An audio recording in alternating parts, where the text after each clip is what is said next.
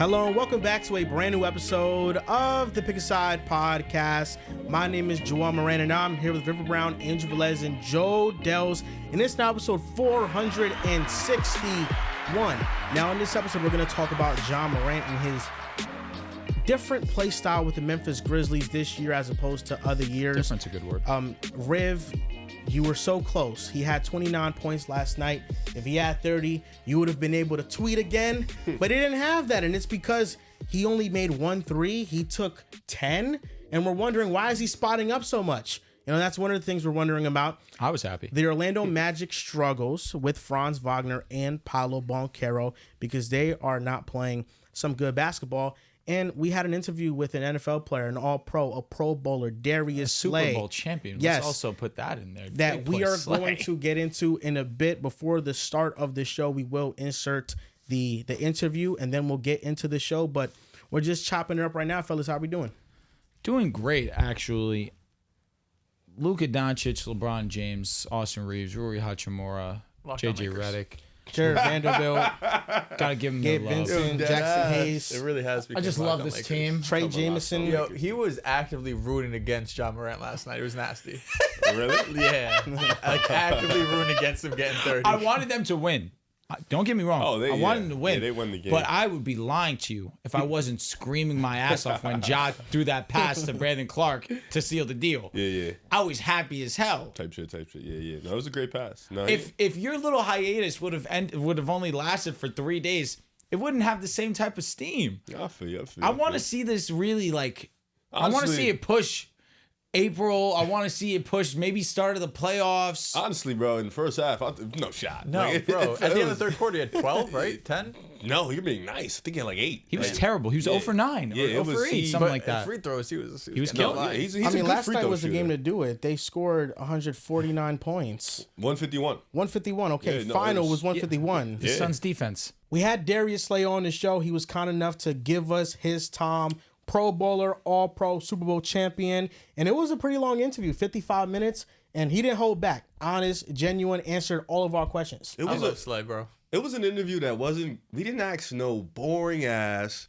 None of them political questions. It was real questions. When He you're gave in us real coverage. answers. He was like, "Hey, listen. The one thing I didn't like, he doesn't drink. He lost. he really lost me with that one. I felt disappointed in that. But other than that, my dog was dope. No, Slay was, when we first had him on a couple years ago, I thought he was the best guest we had. We had him on again this time. Still a stamp. Best guest we've ever had, man. He's great. The fact that we've gotten so good at talking to these professional athletes and we turn it from an interview to a conversation. Like, yeah, we have our questions written down, but naturally we're just trying to make it as if it's a round table conversation. I give us some credit, but I give Slay a ton of credit too. His ability to just talk like one of the guys and get comfortable in our space like that. The fact that he's a fan of the show, was able to remember that I was a Bronco fan.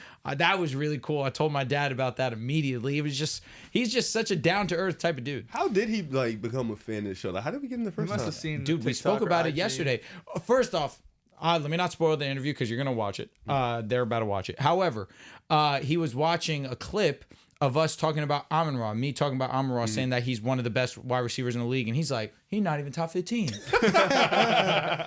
That's why yesterday I said, Yeah, I remember what I said. Yeah. Yeah, Damn. nah, he confirmed what we've all been saying about Slot those merchant. type of receivers. he was You know- 50-50 this year. Don't forget that. Shout he's out good. to He's good, Slay. though. And he also gave us his elite quarterbacks. And, a certain somebody wasn't in there. Lamar I'm just Jackson. going to say. Oh shit! He didn't name. Yeah, he did did. name. He No, did. no. So you guys are going to He tune into struggled to that. get my guy, but he did got name my Bo guy in there. Nix. But we'll give him the benefit of the doubt. He might have just forgot. You know what I'm saying? He might have just forgot. But no, he answered the questions definitely great. forget. It was a great conversation, and we hope that you guys enjoy it. So right now we have Big Play Slay, Super Bowl champion, multiple time All-Pro, Pro Bowler, joining the show. First of all, congratulations for winning the Super Bowl championship with the Philadelphia Eagles. You guys had a tremendous season. How are you feeling? I'm great, you know what I'm saying? Fly with fly, baby. You know what I'm saying? So it's been great, man. It's been very, very great, I must say, man. To be a champion, man, it took me 12 years to get here.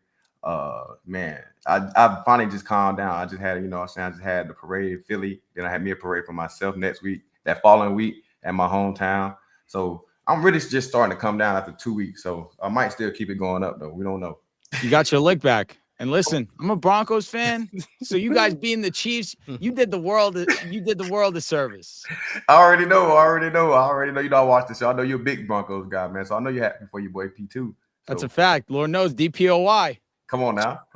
So Slay, question, because 2022 definitely happened. You walked in, you guys played a great game. Unfortunately, you just couldn't get it done. Yeah. Did you guys have a different mindset, or was there a different conversation? Because I know there's a couple guys that was here in 2022, and then 2024, there's like a whole new, there's a lot of young players. Yep. Was it any different in terms of just you being for you, Hurts, AJ, Smitty? You guys were all here for 2022, 2024. How did you guys approach this matchup as opposed to 2022? I think we just went in with way more like details and just understanding. I think like I always told the teams, man, everybody asked me this question that's different between the 22 team and 2014. I just felt like this team is more like complete, as in like the 22 team was more known for our pass rushers. You know what I'm saying? This team right here is every level. You got JC, you got Barnes, you got they got Austin back in the secondary. So it was like it's a complete team. So it was like nobody was, I ain't gonna say outshining nobody, but it's like it wasn't no focal point. It was more like it was strength on strength on strength on each level. So, but I think this one was more wanted, man. We wanted it way more. I think this team did. This was pure domination, Slay. It was like real deal. Like, let's go punch these dudes in the face and see if they can last 4 quarters with us. And we went to go do that. We're excited to watch the Lakers and Nets on March 10th, and that's because of SeatGeek. We found the best value for these tickets on their platform, and we're excited to go to the game. Yeah, we get to see the big three: Luka, King, James, Austin Reeves in the Barclays Center. Come on, it was a no-brainer. We had to go see that. Listen, there's a lot of places you get tickets these days, but nothing beats SeatGeek. Use code PAS10, get 10% off your first order. This is my first time seeing Braun live. This is my first time seeing Luka live. I am a generational hater. They better show up in the Barclays. I don't know what I'm going to do when I see Luka live, seeing him in person in front of me. I might faint. I might pass out. He's going to drop 40 at Barclays and make it a great experience for all of us, but it can be a great experience for you, for any live event you want to go to. If you use code PAS10, get 10% off your first order on SeatGeek. That's code PAS10, get 10% off your first order on SeatGeek. And I think that really started off with our DC, definitely on the defensive side, man. Vic, Bronco legend. He's an old school guy, and he kind of like, hey, we ain't doing all this cute stuff and this and that. We finna go hit folks, you know what I'm saying? And we've been doing it all year, and that's why we was the best defense in the league. Now I'll tell you what, Slay. It's funny you say that because it seemed like after the bye week, everything changed. Mm-hmm. Y'all on offense, y'all decided, hey, Saquon Barkley, he needs to be the focal point. But for the defense. Because you had that game versus the Buccaneers where it was probably the weakest performance that the defense had. But after that bye week, there was no looking back. The pass rush was amazing. The rush defense was amazing. And then, of course, what's up with the secondary with Quinion, with Cooper, with Jew, with Isaiah Rodgers, Blankenship. There was just so much talent in the secondary. What changed from the bye week on? Was Vic Fangio just coming to you guys and say, we need to completely change this? Yeah. What he did, he didn't think it wasn't nothing to change. It was mostly just the mental thing part, man, being mentally challenged. And he challenged us as a group, as in like, hey, man, I'm not changing how I coach or what I'm doing to design it, because if y'all guys put the work in and put the effort in and execute what I'm saying, our defense will be the best. And a lot of guys just looked at stuff in the mirror and was like, okay, we're going to do what you say, coach. You know what I'm saying? I always do it what the coach say. That's just me. But makes life easy. You know what I'm saying? Make jobs easy. You know what I'm saying? And then so we all just locked in and said, hey, man, shoot, we got nothing to lose. You know what I'm saying? Let's do it. And the next thing you know, when everybody start making plays after plays, and this group just play for each other, man. It's an unselfish defense. Everybody got a chance to make plays. We don't care who make the play. We was all excited for whoever makes the play. And man, that was great, man. It was just a great feeling just playing on that defense. Like you felt the energy about like it was different. You guys were honestly a perfect defense. So it was a movie funny. Every day. Movie. I ain't gonna lie. We were probably I'll say overall, probably in the last 20 years, we were a top 3 defense ever. My favorite stat of the Super Bowl is that you guys blitzed 0 times and you guys were able to get a 45% pressure rate on Patrick Mahomes and the Chiefs offense. And what you said, like after the bye week, like you guys didn't change nothing.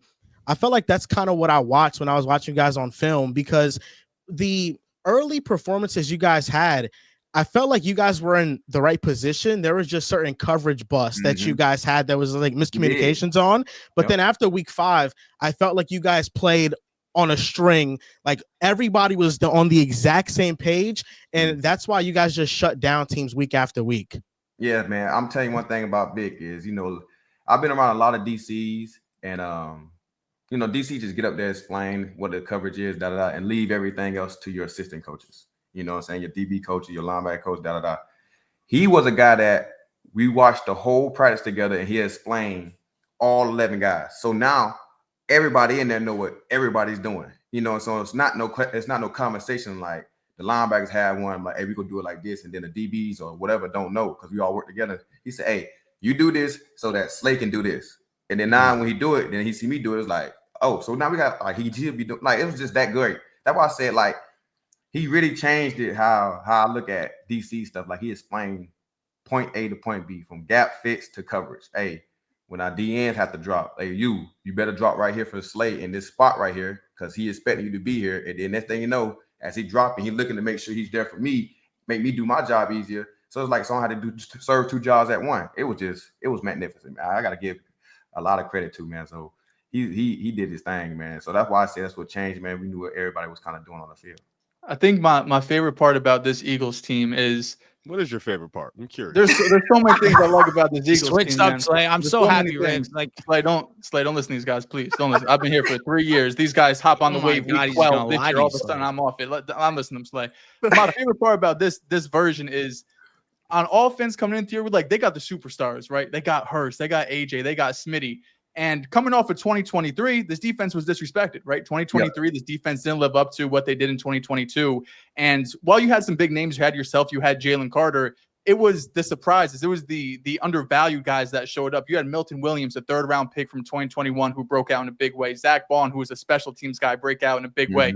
You had them exciting whites in the secondary with Cooper DeJean, right? You had so many – I don't want to say unsung heroes because they became heroes, but what was it about this defense and really in that secondary that flipped the switch this year? Man, I swear, like it just like everybody really is like buying in.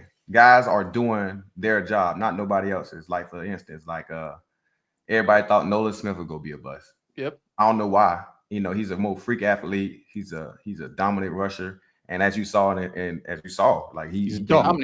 He's a dog. You know what I'm saying? He set edges. Like this team and all the young guys that kind of stepped up. And when I say that helps, a lot of the young guys that stepped up was with BG Stan after he got hurt. He could have went home and chilled and got himself together and did his own treatment at his own time. But BG was in every meeting, coaching up the young guys, coaching up Jalix, coaching up Nolan. You know what I'm saying? And that kept them guys going, like because that what the teams need. Teams need veteran leadership, and when I say BG did a lot to that, with that definitely with them D-line with them young guys, it helped a lot with that. And then with Bonds, man, everybody was surprised. I won't be sitting here lying to you if I say I knew Bonds would be an all-pro linebacker, defensive player of the year kind of candidate. I'd be lying, but we knew he was a talented dude. But we just knew like, all right, because for a long time, Eagles didn't never have a linebacker. They just say we can have a stud at linebacker. And shit, he never played linebacker before this. He never played it, so it's it's even more crazier. It's even more crazier. And one thing about him, he's so detailed, so smooth with it. And can't wait till he's in a Bronco uniform. Stop. Hey, we hoping he don't go nowhere, but man, he was like dialed in. Like when he wanted to learn how to coverage, he come over there, hang with the DBs, and we were showing him like the punch through the pocket.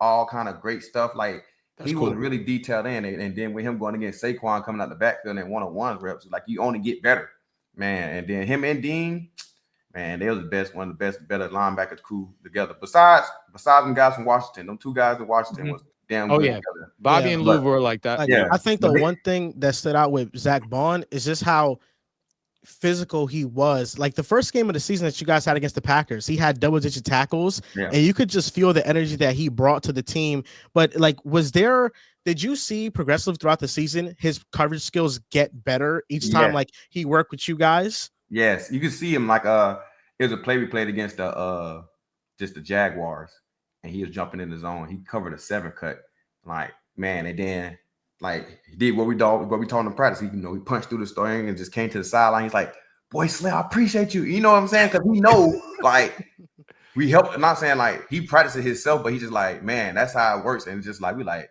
and then when you get that from you, a guy like that, you be like, man, that junk crazy. And then he was like, man, we were just and. It's just exciting, man. That's what I'm saying. That's how much we were so happy for each other on that defense. Like you just seen like when people like trust and believe each other and trust each other, that shit was magnificent, man. We're definitely watching him, and I'm on the side view, and we be watching him when he be hitting motherfuckers. You hear that shit. Yeah. You hear it. Like he be out there cracking people's helmets, boom. And then he get up, he be like, "Get up, bitch." You know what I mean? Yeah, our linebackers crazy, they crash outs.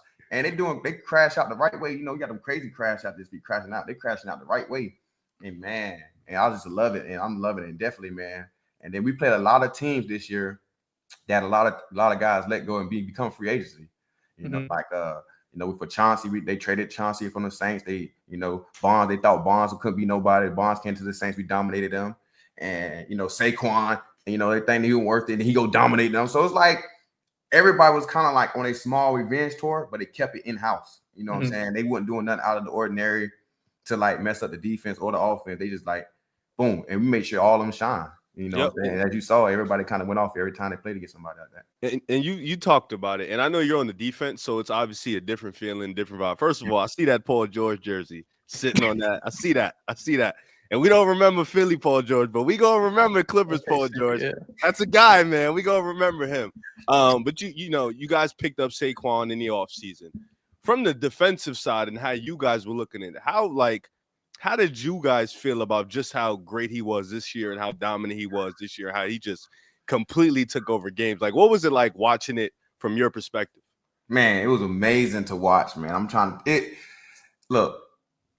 I know how this generation be when it comes down to like who is the greatest at this and greatest at that, because everybody like I'm a true believer in like not truly much on numbers, because whoever you play with, you know what I'm saying, you can play with somebody with a badass O-line and that just can't block forever.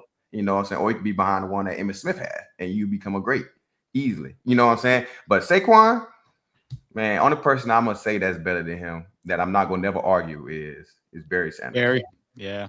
Anybody after that, I'm arguing with Saquon. Anybody. Because what the stuff he does is unbelievable. Nobody can catch out the backfield as great as him as a complete back. He jumped over somebody backwards. Yeah, that was crazy. It's never been done before. What's the reaction? Like how I didn't play that game because I got hurt. Yep. So I've seen him do it. He jumped. I said, I'm really trying to rewind it. You know what I'm saying? Like, did I just see this? Did I just really see this? And then I'm like, bro, I came to the side. I talked to him. I said, bro, we call him Black Jesus. I said, bro. Black Jesus, funny. You were amazing, bro. Like, you one of them dudes. Like, we got, you know what I'm saying? We call them boys, like, them some blessed young men. Like, him and AJ, they're some blessed young men. Were you surprised, like, on the outside looking in, like, we realize Howie Roseman is probably one of, if not the best GM in pro sports, let alone football. Do you guys have that same feeling in the locker room? Like, when you signed Saquon, we were like, there's no way Howie just got it again. Probably the best running back in football. I'll be still confused on how they be able to pay these motherfuckers. Hey, I don't know what he's doing, but he could need to continue to keep doing it because he's doing a great job for this organization, man. And I'm just like, I don't know how. Like, me either. Like all hits, no misses. Listen, if I see the blueprint, go ahead and draft some Georgia Bulldogs, put them on the defense. You know it's the result. Yeah, everybody's confused, man. Like you seen Joe Burrow on his media tour. He's like, listen, the Eagles are doing it. We gotta keep T. We gotta keep Trey Hendrickson. Like they're doing it, so it's possible. Yeah, it's possible. I don't know how people don't know how to do it. I don't know if they math ain't mathing as good as I math. I math good. Now, Slay, you mentioned numbers not always telling the story, and I want to talk about a particular player that I don't feel like numbers have always told his story. Breakout guy? Because my co-hosts, they've been a little disrespectful to this player because of the numbers. But Terry McLaurin, this year was his breakout season. I knew he was going to do it. Do you think Terry McLaurin this year that he got his flowers, do you think he just became elite, or he's always been this guy, but he just got the right quarterback and situation to showcase how good he was? Oh, okay. Well, I would say Terry McLaurin is for sure a dog in his league. Like he's one of the best ones as an overall, because the way he brings to the table. He's very explosive. He got big playability. But it's how I do elite. The elite go to the top 4 guys. You know what I'm saying? That's how I do elites. And like elite for me in the quarterback world is Joe Burrow, Mahomes, Lamar, yeah, and Josh Allen. Them are the elites. They got their own, you know what I'm saying? They their own tier, but in that receiver world, he almost in there. It's Jetta's, Jamar, AJ, CD, or Tyreek. You can say Tyreek. Or you get, or you know what I'm saying, or you get whoever you played, you know what I'm saying. But the 4 is elite. Them two. I love the division. I love that. It's he's not. CD's nice, but not Tyreek. Now the City first nice, thing. but everybody City nice for sure. The first thing I thought of you when the Commanders won their first playoff game, because Diami Brown had a great game. And I remember a while ago you were talking about like Amon-Ra St. Brown, because I think the clip had happened where he talked a little bit smack about Dami. And then like he had a great game against the Lions, and I thought about you in that moment, because it's like when you get a dude in the right situation and he's able to showcase his talents, sometimes it's not always about the dude is not good. It's just about having the opportunity. Yeah. And that's why I say with a lot of guys, man, that's why I don't kind of do numbers. I go against I kind of like watch the film. You know what I'm saying? Is this guy open, but he just can't get the ball because quarterback inaccurate, or he just throwing that motherfucker in the dirt, or whatever it is, or the O-line is bad. So it's because it just takes too much. Definitely on that offense side of the ball. That's why I can't play offense. Too many dependent. I got to depend on too many things to go right for me to have an amazing career. So I'm gonna say Amon-Ra is a little bit better than you gave him credit for back in the day. Just a little bit. Amon-Ra. Say what? That he's a little bit better than what you gave him for back in the day. No, I always think he's good. I just say I think he's good. Like I don't think he's as in like the elite 4. You know, so I think he for sure good. Like I think to me, honestly, after watching his film again, he got top 3 hands. Like when I say hands, I mean like hands crazy. He's not dropping the thing. He's not dropping nothing. I ain't talking about no body catching or here, that. I'm talking about legit hands. And my top 3 is AJ, Puka, and him. Like them guys got legit hands, like catch here outside of him. AJ don't drop that ball. AJ's not dropping the thing. AJ don't drop that. No, you know what I'm saying? Them legit hands. And I say that's why I always told him I always told him that. I gave him credit for like, hey, you got some of the best hands I've seen, and he competes. He competes every play, every down. He block his ass off. So that's what gives him the edge on a lot of receivers, because he got probably little man syndrome. I don't know. But he go out there and he'll dog your ass in blocking, and then he'll catch the ball. And the reason why I don't say never give him credit, but he'll never be in my like top 5 or so, because he is not, he a slot way more than anything for me. Yeah, that's true. You know what I'm saying? It's like to go off what you're saying, Puka Nacua, that rookie year, he was a lot in the slot. That's where he really ate. But then this year, he lined up outside a lot more, and he still dominated. You know what I'm saying? From in that regard. Dominated. Yeah. It's just another kind of world out there outside, because it's true. The route tree is only but different. Slim. Yeah. And you can't run away, like you can't like run overs and can't run away. So that's what I'm saying. But if you say top slot guy, him and CD, the top 2 slot guys. Like in the slot, you're getting matched up against linebackers. Sometimes you're getting free releases. You know what I'm saying? You get to see the soft zones you can sit in. Like for AJ stay at number 1 most of the time. We could cloud AJ, so we could have a dude below him and the top of him. Slot, we can't do that too much. You know what I'm saying? You gotta if you cloud a guy, he just gonna be on the side of you, and he can still throw it in, and he can just fall forward. So that's how I work with them guys like that. So, but he's still dominant though. He deserves every bit of money he got, because for sure. He gets down. He made only thing I say is, if you got a talent like that, if like even Jettas, even Jamar, you see they slide him into that slot because it's an obvious mismatch. It's not everybody's favorite receiver at some point goes into the slot, because everybody take advantage of mismatches. Yeah, that's easy. But I'm just saying, like I say, predominantly slot. Yeah. like if you go 11 personnel and he stays in a slot, like if you go 11 personnel, he move outside, cool. Because sometimes you go into 12 personnel, and they just Smitty be at 1 and AJ be in the slot because it's 12 only but 2 receivers. They just 12 personnel. But if we go on 11, AJ for sure at number outside X. Yeah. You know what I'm saying? So outside X is a different type of breed. Who's one of those film wide receivers that you watch or wide receivers that you watch on film that the numbers don't show it, but that you think is really good? The numbers that don't show it, but think's really good. Oh man. Dontavian Wicks. Oh God. Who? Dontavian Wicks from the Packers. Nah, I like him. He let me catch that If rock. Dontavian could hold on to a ball, we'd be talking about one of the He best. got a route tree on him. He got a route tree on him. He real sneaky, like nice. But you know what I'm saying? You got to catch the rock. Got to catch the ball. You get paid to catch. Ball. You can't catch. You can't. That's your problem there. But someone that's nice like that. Ooh, dang, that numbers that don't show. I think Josh Downs one of them guys. Who? I think Josh Downs on the Colts one of those guys. He gets overlooked with Michael Pittman there and A.D. Mitchell there. He plays in the slot a lot too. Yeah. But he's someone that gets Wait, I'm gonna allow you to have your time. Think about it. We got one in Philly, brother. We got one right here in Philly.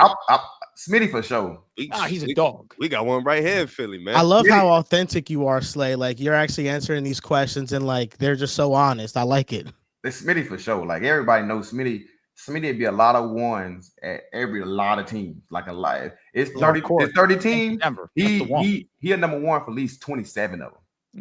So 26 of them, while you think about that question, I got another question for you because I feel like as of recently we've been getting a lot of great wide receivers into the NFL, and this year we've had a couple great rookie wide receivers.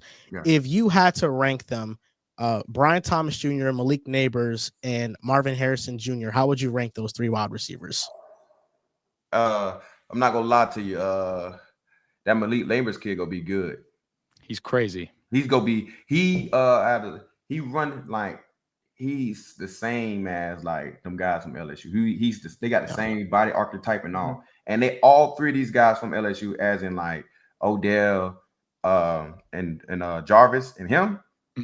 They are the best 3 like stop routes and slant route guys in the league. Early they came in. That's where they build their stuff off, and then they build their stuff off after that. Like so, that's why I give him a lot of credit for because he ran a stop on me one time. He got the ability to stop on a dime. And when I say he could do that, I say he could do that. But now, when I was off, man, all that shit was easy to see. No offense to him. I was just because I'm real good at off. Like you can't. I know break points. I know numbers. I'm gonna beat you to the spot. So that's really not like a talent issue. It's more like I just know where you're going before you want to go there. So, yeah. But when I got on press on, I said, "Ooh, he ran a stop right on me." And I'm like, "Yeah. You gonna be that dude?" You know what I'm saying? I give credit quick. I ain't the shy about giving credit. I'm like, yeah. And he run that stop route pretty well. But the kid from Jacksonville, man, he's a dog. I think he has the most potential out of all of them because he up top, pork chop, 4.3 speed. I'm talking about we played against him.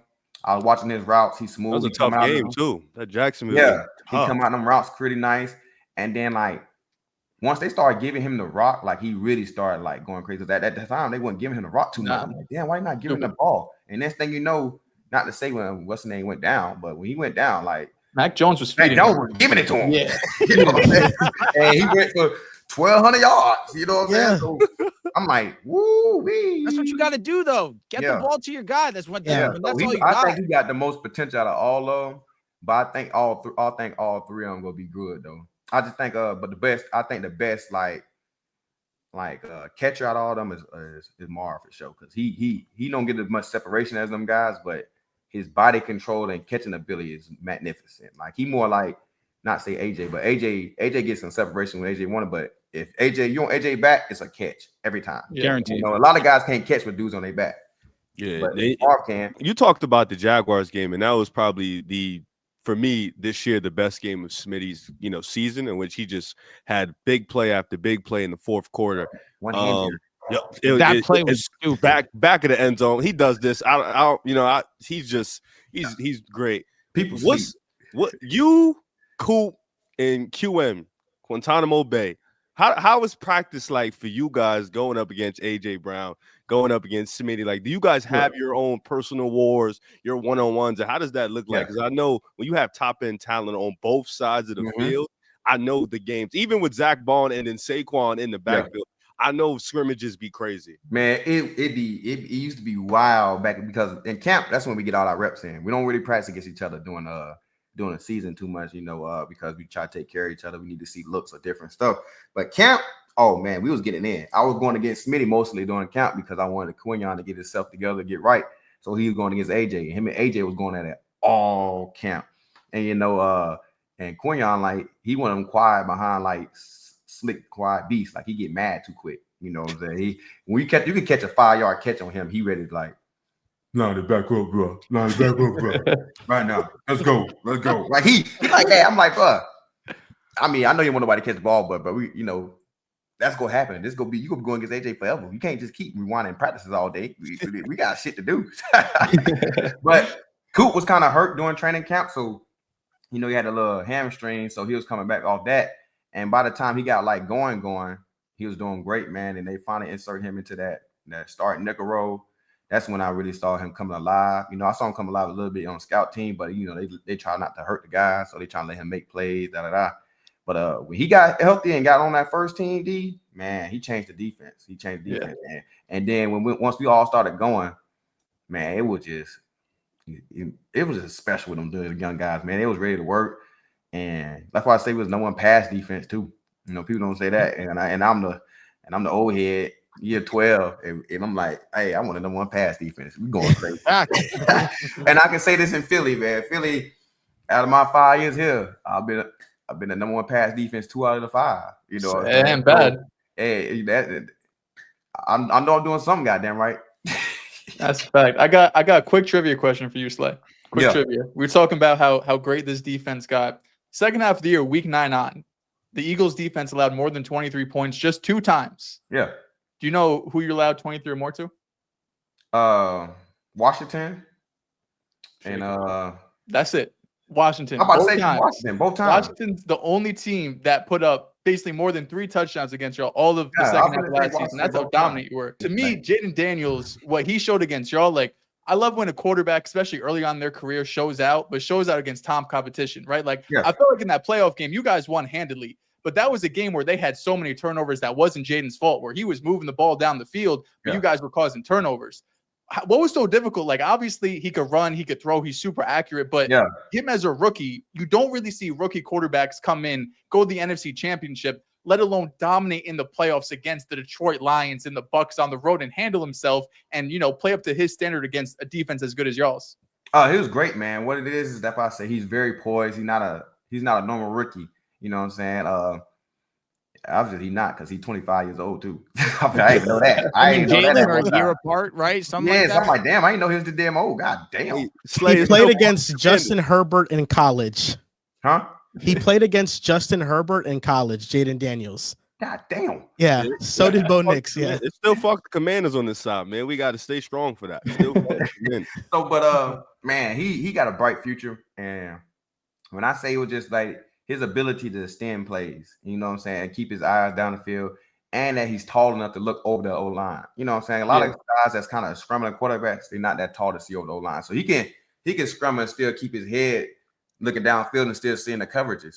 And he's not the first guy to be like, I'm looking to scramble. Like he's looking to scramble to throw the ball. You know what I'm saying? He want to still use his legs to make plays as in throwing the ball instead of just kind of scrambling. And when he do get to running, like, he's not scary either. He want to ain't no sliding, ain't none of that. We be like, bro, slide. I'll be generous. I'll say, bro, look, I like you as a player, but if your ass don't slide, you gonna keep your ass knocked off. Like he be saying, Slade, I'm not sliding. I'm gonna get y'all every time. I ain't sliding. I say, all right, keep on out there. And let one of these motherfuckers catch you sleeping. You go slide, come on. But he very talented, and to do what he did and just change that program around, man, that's what type of guy you want as your quarterback, your leader. And like I said, and it's finally good for Terry too as well to have him a consistent quarterback that he will at least play with for at least 3 or 4 years.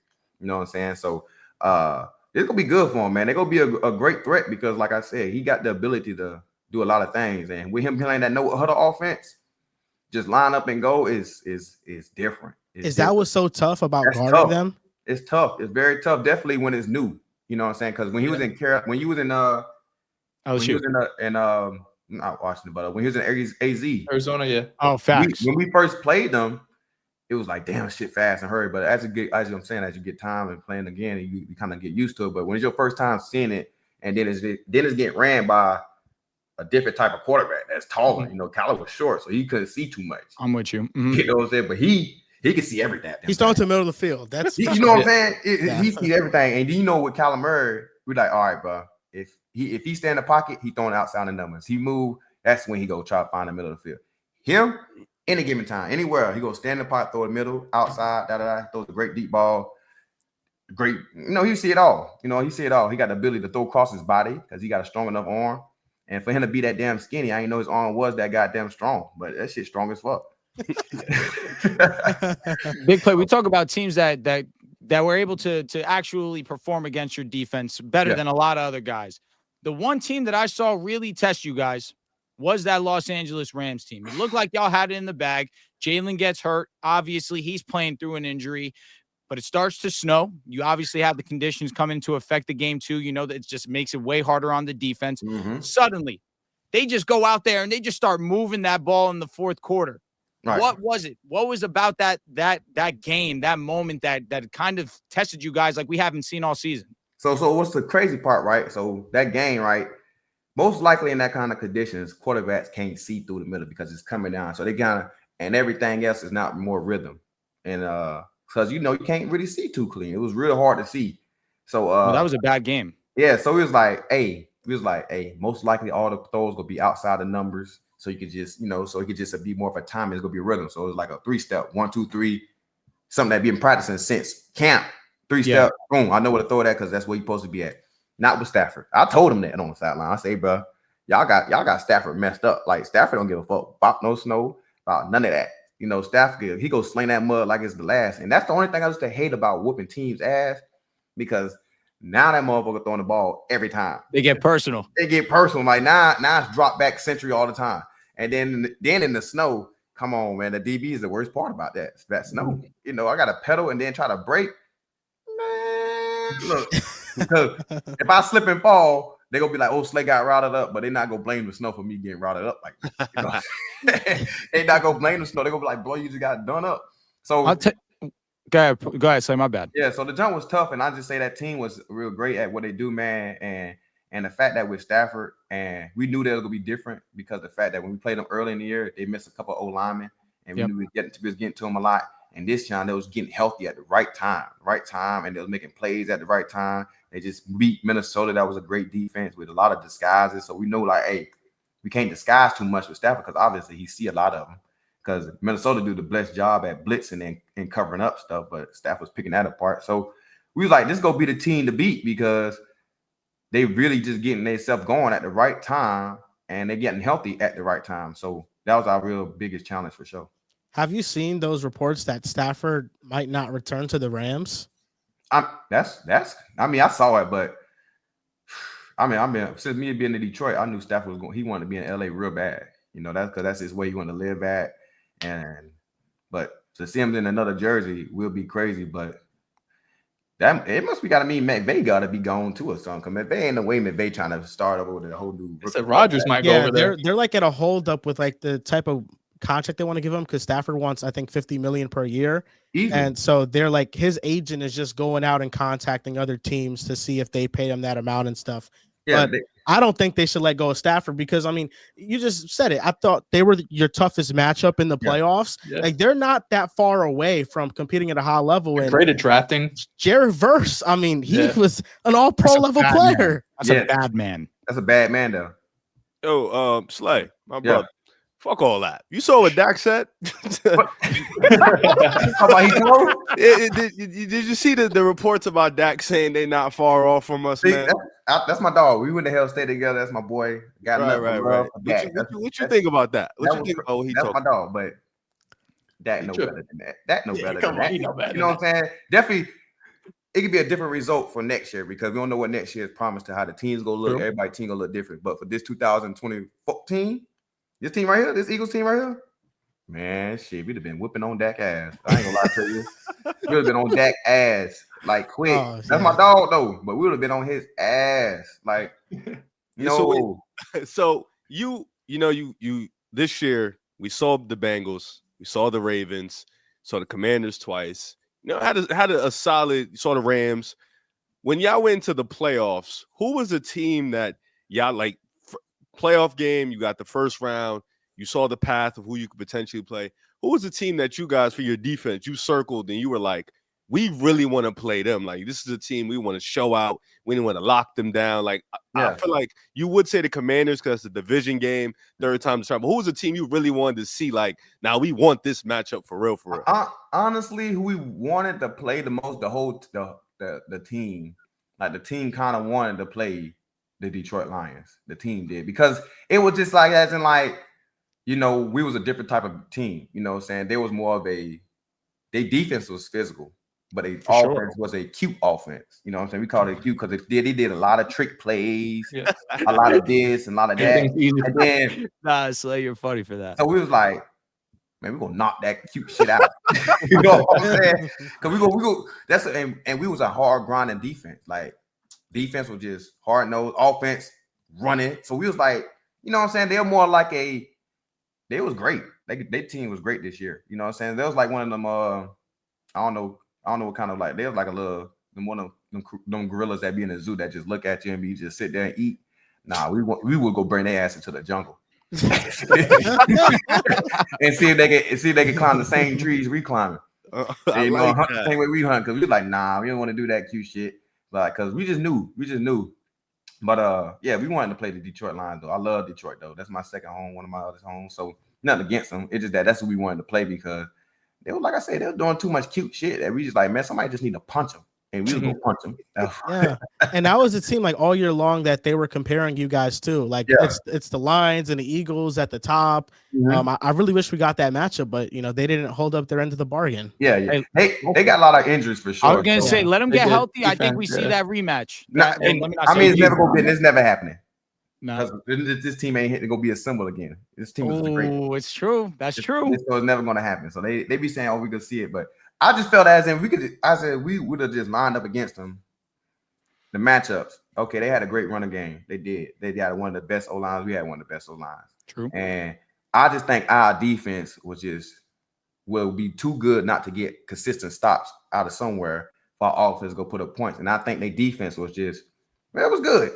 They just had, they was good. I think their defense was solid, but they pass defense wasn't as good as it needed. You're not stopping playoff Jalen. Come on. You're not stopping damn sure playoff Jalen. And then the fact that we add an extra run game with Hurts being able to zone read, that makes it difficult. And y'all don't got that. And then we call them statues, and Jared Goff is a statue that can't really be too mobile as we need him to be. And we was gonna get off. You know what I'm saying? We was gonna get off, but I think they offense is very top notch, one of the best offense that I've seen in this NFL. They had a great going, but man, look, I think honestly we'd have probably blew them out. You will wax them. I'll say it for you. Blowing them out. Yeah. Look at what Washington did to them. Look at how bad Jared Goff looked against them. That's what I'm saying. Yeah.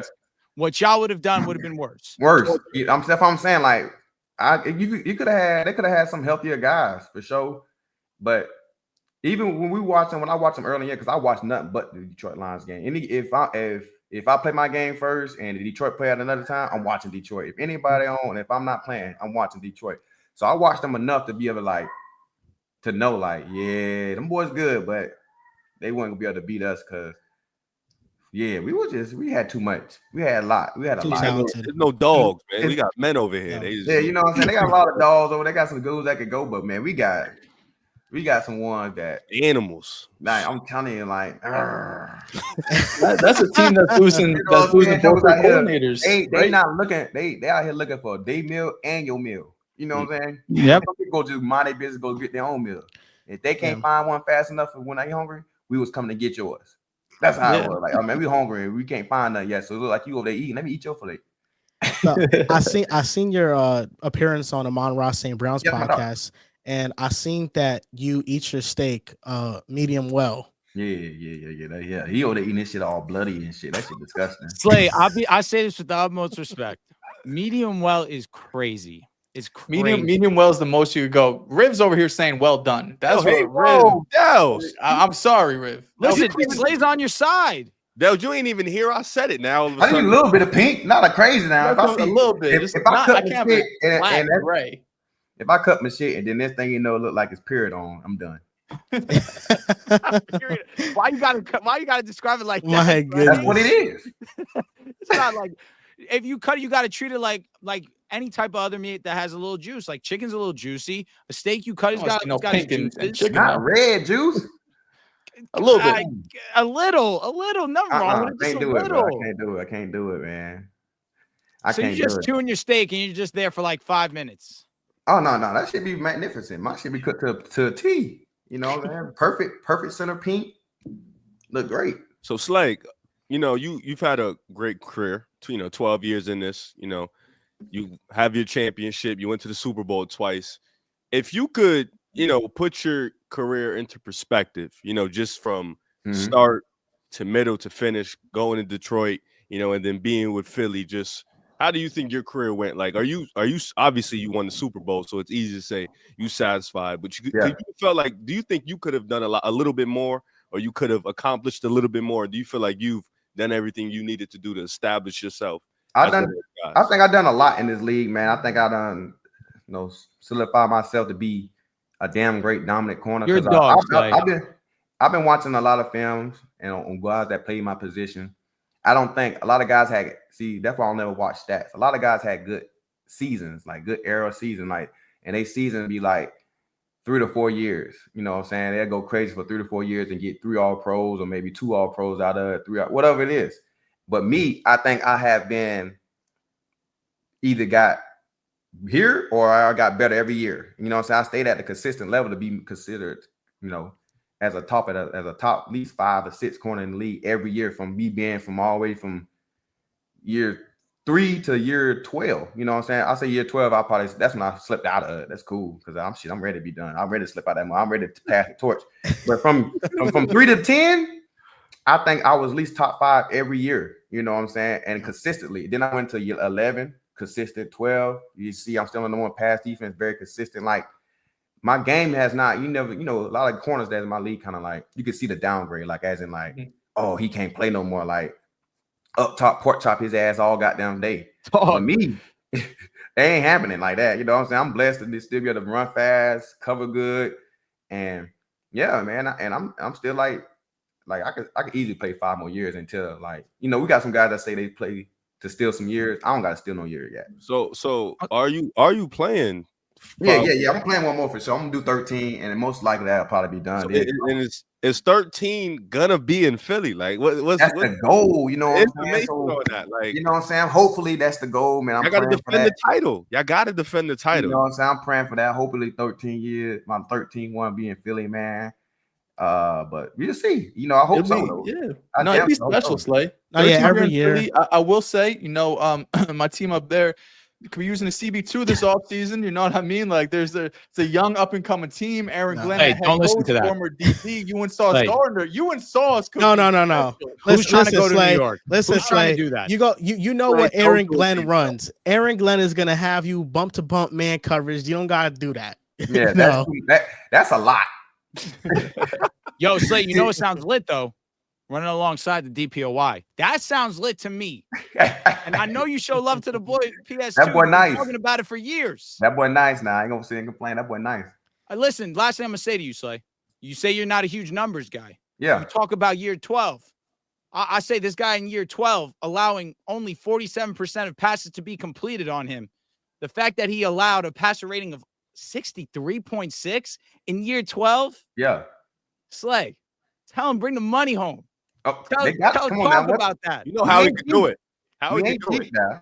We not cheap now, for damn straight that. Ain't nobody doing what I'm doing still at this level. It's year like 12? And you made us wait for the interception. You made us wait for the INT, but you saved it for the best moment in the playoffs. Come on now.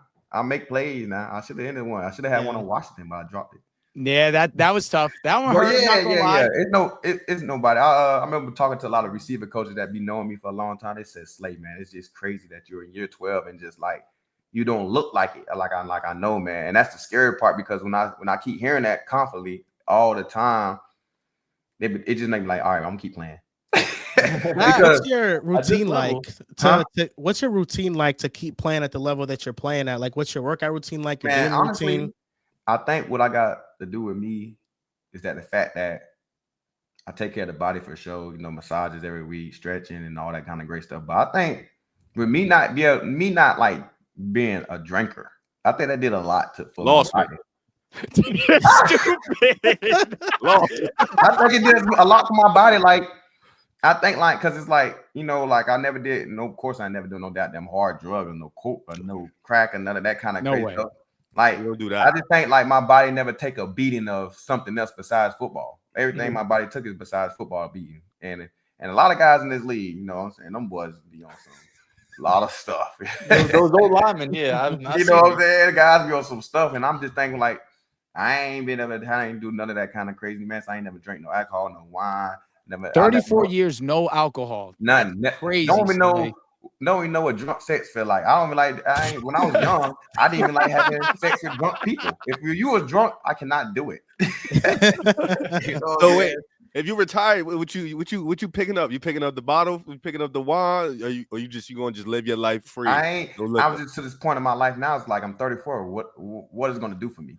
This where you grab your wine moment. You pop a squat, Yeah, I told myself one day, man, I might drink some wine, man. Come out, my boy Quandre Diggs, man. He keep him and GQ keep saying, bro, just drink wine. You don't gotta drink no brown, no white. Just drink a wine, man. It's so good for you. Good for this and good for that. I'm saying like, but I'm gonna be drunk though. I don't want to be drunk. So one glass. You know what I mean? Keep it calm. There was no vibe at the parade. You start smiling. You feel great. No, I'm sure that. I said people like it's always enhanced stuff. I'm like, I feel like if I do anything, I'm already late as it is. That's pretty impressive that you've never drunk lit every day. Like I come to work smiling for no reason, just be. It's a good reason. I be just loving work, but they be like, bro, how you stay with this energy and like you don't do nothing? Like I'm like, but I'm just blessed to be living. Like I love living. Like so I'll be living life. Like Joker be coming to work, man. I don't come to work, man. I'll be like, let's go to work, bye. Everyone's like, hey, bro, what's up with you, bro? Nothing. And you know what I'm saying? I'm going to eat me some candy in the locker room, just sitting there chilling. Like I eat bad. I'm terrible. Yeah. What's your favorite bad food that you eat? Everything bad I eat. I don't eat nothing healthy. Like I'm a fried guy. Like I fry all my food. Every chicken wings. I eat fried ribs. I'll do it all. We do it every. That sounds good. Yeah, it is. It's amazing. So yeah, like I eat bad. Like I don't eat no vegetables crazy. I'm not a big vegetable guy. Like all the people eat guacamole, all that kind of crazy. Everything that sounds, first of all, if I can't spell it or sound out, I don't eat it. Are you on the Ocho diet? Yes. Damn. That's the rib diet these days. Yes, that's the best diet. Yo, we really twins. That's what it's the best diet. Like then like I said, people like we got to eat healthy. Well, I said my grandma like what she is like. She just turned 91 and she still eats fried food. So I said, if she 91 eating fried food, I'm not gonna stop eating no fried food. Whenever my time is up, my time is up. That's a fact. I gotta eat good, and she be eating good, and she cook good too. So yeah, I'm just living. So, but yeah, I don't drink though. I can't do that. I'm scared. Someone got 2-turn at the parade or nah? Oh, them boys are 2-turn at the parade. I'm talking about look. That's why I can't drink. I'm watching them look how they looking, and then I call and check on them. I can't move. I can't do like that. I just can't. My boy Quinyon, cute. Man, he fresh out of college too. Fresh out of it. And he's saying he got the mic one time. He's just like, go, Eagles. I'm like, never seen him talk like that. My boy lit. Him, Vontae, Dallas. Oh man, y'all. I don't know if y'all saw the video. I saw a video of Dallas trying to dance. Like, oh god. It was wild, man. That's funny. It was wild. So that's all I'm like. Yeah. Every time I see folks like that, I'm like, yeah, that's why I don't need to, because I'm already lit. And if I'm drunk, I know for a fact I'm probably gonna be like over the top, too lit. Yeah. I'm up a wall somewhere. And I need to remember what the fuck I did. I feel that. Last 6 months, I've been trying to do the same thing. No drinking, no smoking, no nothing. I definitely feel better. I can only imagine if I stick around with this for another 34 years. I mean, I feel great about that. I feel great. Yeah, Feel great. Dehls is he's the drug guy on the show. You know, he does. Drug guy's crazy. Just throwing that out there on the The internet. drug guy. Drug guy's crazy. When Ribs hit me, like, yo, let me come get one. All right. After taking 2, he texted me like, "Yo, pull up." So you know, that's the type of vibe. Now, Riv, do you have that King of the Hill? Yes, I do. Okay, this one we'll finish off with. Say thank you so much for your time. Yes, sir. And Slay, while he pulls that up, I need to say thank you again. Man. There you go, Drew. Appreciate y'all, man. Appreciate He y'all. saved me. He saved me. I would have been so miserable if I had to watch another KC Super Bowl. And the fact that you guys waxed them, you didn't just beat them. It wasn't a close game. No. It was start to finish, belt to ass. Yeah. And I was happy like a pig in shit. I couldn't have been happier. So that's all I want to say. Thank you to the Philadelphia Eagles. Thank you to Big Play Slay. You're welcome, You man. saved me. You're welcome. Hold on, Rib. Before you go, Slay, Saquon says something. It was like the NFL films thing. Like, the more I watch of this tape, the more I think we could dominate them. Crazy. Like, because KC was getting disrespected. Like, for better or for worse, up to the Super Bowl, they were like 15-2. One of their losses was Week 18. They didn't play nobody. They basically had one loss in the season. People thought the Bills were going to beat them, the Ravens were going to beat them. But like, when you were watching film, what was sticking out? That was like, oh no, this is it. Like, it's over. Like, we got The home supporting cast isn't good, man. That's man, we just kind of like, as we watching film too, man, we just like, look, Kelsey boy, look, slow. If we don't let this man do 2 plays, like we think it called 2 plays because he scrambles after the first, if anything's not open.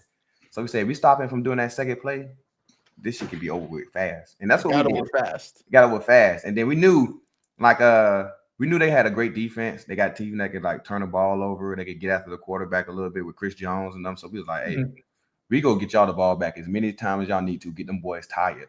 Fact. Hey, we got them boys tired. They was out there on that field. Soon they sat down. Get your asses back up. Back. They couldn't do anything. They couldn't do a damn thing. You know what I'm saying? So that's what the goal plan was: is play a complete defense, make the defense get tired, and you know, and make plays. And that's what the boys did. And we really beat that ass though. Y'all the goats. Yeah, and you know, Slay, you guys did wonders for me, man. I mean, especially based off last year. I remember I talked so crazy before we played the Niners, and then y'all went out there, y'all got destroyed by the Niners, and it just went to hell. Yo, they did us so bad. This year, you guys really, you know, you really pulled it out and got the W. Yeah, we was looking to smack everybody. I swear to God, we was. Yeah, y'all did y'all job. You did. King of the Hill, Darius Slay edition. Yeah. Darius Slay. This is wide receivers you have played against or talked about in a podcast, on a show, just in general. First 2 names up. And Darius Slay, this is you just answering. So this is you by yourself. Jarvis Landry or Smitty? Smitty or OBJ? Yeah. It's not rude. It's not rude to say Odell. You have a choice here. Ooh, I ain't gonna lie to you. That 2014 video Odell is something different, but Odell. Crazy. Go Odell. Yeah, it had to. Odell or DJ Moore? Odell. Odell or Mike Evans? I'm gonna go Mike. Mike Evans or Michael Thomas? And you played him when he was still different. Mike Evans. Mike Evans or AJ Brown? AJ Brown or Scary Terry? AJ Brown or DK? AJ Brown or CeeDee Lamb? AJ Brown or AJ Green? Which Brown. AJ? Okay.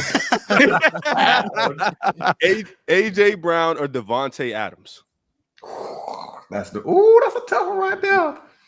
Cause I caught Tay with an A-Rod, so yeah, he was crazy. He whipped my ass one time. I gotta go Devontae. That was a rough game, Slay. That was tough. He whipped my ass one time, so I gotta go Devontae. He whipped my ass bad. Devontae Adams or Jamar Chase? Tay.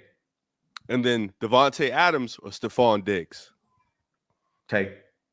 And finally, Devontae Adams or Justin Jefferson?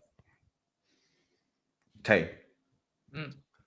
And you clear. Tay still got it too, man. He might not be Green Bay Tay, but Tay still got it. Yeah, I'm talking about Green Bay Tay. He whipped my ass for sure. He whipped my ass one time. Him and DK was the only receiver that went for 100 yards on me. Who's the? It was DK. I remember the Seattle year. Yeah. Like he fucked you up that year. I won't lie to you. Yeah, he fucked me up. He did you real I'm talking dirty. about every catch was very. He walked off on the last play and everything. He catching everything. No, So like he just blew my ass. I kid you not. Slay was there every single play. Every play, and he just catching the shit. Every catch he caught, I was there. It was like catch tackle. I'm like, motherfuck this motherfucker. Like, he ain't fucking shit. You know what I'm saying? But Tay was like whooping my ass. Like he and I gotta go chase this motherfucker and go tackle him because he whooped my ass one time with A-Rod. Yeah, he whooped my ass that one year. Was that COVID year?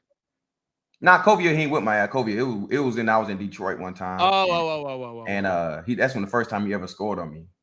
He whooped my ass. I'm gonna say that COVID year. I was thinking because Tay had the COVID year I got hurt. So I ain't only played the first quarter. The COVID year. Yeah, so Devontae Adams, I mean, that's not a bad king of the hill because at his best, he was the best wide receiver in the league. Yeah, he was the best receiver in the league for at least 4 or 5 years. Quick question, Slay. Tay or Julio? Who? Tay or who? Devontae or Julio? Oh, that's that. What kind of question is that? Julio. I just want what I'm saying? Only person in our era that can even conversate with Julio. Julio or AB? That's it. That's the only one. Who would you take? Huh? Who would you take? I mean, I'm going Julio because we had to double him in the box. Because that's why he don't got a lot of tubs because you got to double him in the red zone. You have to. He go score on you. But AB got a lot of things. But I just got a lot more respect for just AB just as a person because, man, that dude do not come out the game. He don't come out on run plays. He stay in the game every play. And kick returns. Everything. He does everything. But complete receiver, though, them two the best out two. I win against. They're the best two in that generation. The three best I ever seen was Calvin, him, and Julio. And all the three guys I done played against in my era is Calvin, Julio, and AB. Yeah, you played against some demons. Yeah. And I'm telling you, AB with Ben, it was fucking ball century. That's crazy. You played against Julio, AB, Calvin. Calvin was your teammate. Yeah. And then you played against Jamar, Cheddars, AG. Like you went new school. Oh, God. Quick. Come on, new school, old school, all of it. And I done whooped all their asses. And that's how we gotta end it off, man. That was a great way to end it off. Oh, thank you so much for being on the show. We appreciate your time and congratulations for winning the Super Bowl and continuing to be a great player for 12 years now. We're so happy for you and for all your success. Appreciate y'all, man. Appreciate y'all. Future Jet. So big play. Yes, sir. Hey. Ben had a run last year, man. Yeah, he did. Right? Had a run. Yeah, listen, man. Before last year, Ja Morant was in top 12 talks. He was right there knocking on the door. Even last year when he played, he was pretty great when he played. Yeah. He just unfortunately didn't play. Came back from suspension, game winner. Demon. Yeah, awesome. He really was on demon timing. I guess watching it, Memphis changed their play style just to be prepared in case Ja misses games. Like you don't want to be too reliant. But at the same time, you're enabling your star player. Also, he's not playing well. Like I don't want to just make it a whole. They've changed the system. It's on them. He's also not playing well. You know, he's not like he's taking a couple bad shots at the rim. He hasn't been the same finisher as he was prior. He's been dealing with nagging injuries. The jumper has not improved like you wanted to improve. The mid range is fine percentage wise. He just doesn't take it enough. I think he should probably take it a lot more. Definitely needs to get a little bit more in the toolbox. But yeah, Ja's having a bad year, and you can attribute it to him not playing well, the system, changing before his eyes, catering more towards Jaren Jackson. Because also Desmond Bane hasn't been quietly as bad, consistent. Like he's had his up and downs too, and you don't want to make a system that doesn't cater to two of your three best players. For it to cater to just one is kind of odd. But how can you really is that your stomach? That was stomach. I had to eat today. How can you really? that was bubbling. How can you really argue it when they're number 2 in the West? But they've been number 2 in the West before. Yeah, I think it gets clunky when you're in the half court. Like, why are you running a bunch of ISOs and spot up for Ja? You want him in the pick and roll. You want him in pick and rolls with Brandon Clark because you see that's damn near an A+ play when you can throw a oop at the rim. Or if Brandon Clark rolls, he has the nice little short floater. You want him in pick and rolls with Edie. You want him in pick and pops with Aldama. Like you want him doing all these things. You want to like you want to maximize his passing. Like he's one of the best passers in the game. This year, is it tougher to be a Ja or Halliburton fan? Oh, Halliburton. The Grizzlies are winning. Do you think the Pacers are winning? True. Too, It's a yeah. good point. I think Ja, because you expect more. I think so. Okay. Too. I think Ja, because like Hallie's putting up what like 20 and 8. He's now. still like he's putting up kind of similar numbers to his yeah, like you average. kind of you're fine. He's playing like a pure point guard. Yeah, you're basically, fine with it. But with Ja, you expecting 25, 26 a night, 8, 7, and he's not. He's giving you like 20 Hallie and numbers 7. right now. But where I see it is in the West, he's still one of the most competitive teams. He's not playing to his standard. We understand that. The finishing hasn't been well, just overall, his total efficiency just hasn't been great. I think too many threes, selling for too many jump shots. We understand that he's definitely lacked in that regard. But the team is still playing some great team basketball, committing on both sides, offense and defense. And really, where I want to give a lot of credit, I know this is really a Ja-centric topic, but I want to give credit to Jenkins for understanding, this is not the offense that we're used to running. Ja Morant's not that same player. Let's adjust. And I give a lot of flowers to Jaren Jackson. Every single time we talk about the Grizzlies, I always have to acknowledge how I challenged Jaren Jackson in this offseason, and he told me to shut up, and this has been his best season. So you give him a lot of credit because this is a lot of isolation basketball that we watched with the Grizzlies as definitely comparative to other seasons.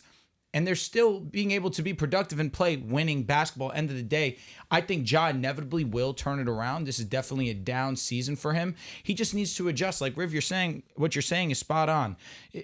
Your game and where you thrive, let me not call you SGA, but you need to be that type of version. SGA is going, he's aggressive getting downhill. He settles for these mid-range jump shots, but they're high efficient shots because one, he's so incredible at making these tough shots, but he understands these are higher quality shots. Settling for jump shots, that gets into a slippery slope. You start to get lazy. You start to get passive's not the word, but again, understanding the moment of when to attack. I think Ja, we've seen him be so great in the past that I can understand being let down, but the Grizzlies have just been so great that Ja fans can at least hang their hats on. We're still one of the best teams. Yeah, part of me wonders the fact that Ja Morant has been injured, the fact that he's had the off-the-court issues, that Taylor Jenkins and the Grizzlies, like, we need to change the offense. Like, we can't be as reliant on Ja Morant as we have been in years past because they've had, you mentioned it, right? Like the more pick and roll centric offense, Ja Morant, just a more Ja Morant centric offense. A couple of years ago, like this is a team that has had top 5 offenses, right? This is a team that has won a playoff series with Ja Morant averaging damn near 30 and doing what we're expecting him at this point of his career to be an all NBA level player. And they've had success doing that, but they've also had success in like this version of the offense, right? Where Jaren Jackson's been really the number one, the best player on this team, but you've had contributions from Scottie Pippen, you've had contributions from Jalen Wells, Santi Aldama, Luka Kennard is, leading the league in 3-point percentage right now. So a lot of the role players, a lot of the young guys, as well as Jaren Jackson, has all leveled up their game. While I agree with you, Riv, like Ja's taking a step back, Bane has taken a step back. But both versions of the offense has worked, right? This offense right now is the second best offense for the Grizzlies in the last 20 years, from an offensive rating perspective on, taking out garbage time, cleaning the glass. So this offense has been working. I think they sit number 5 or number 4, 6, something like that right now amongst all NBA teams. So what they're doing is working.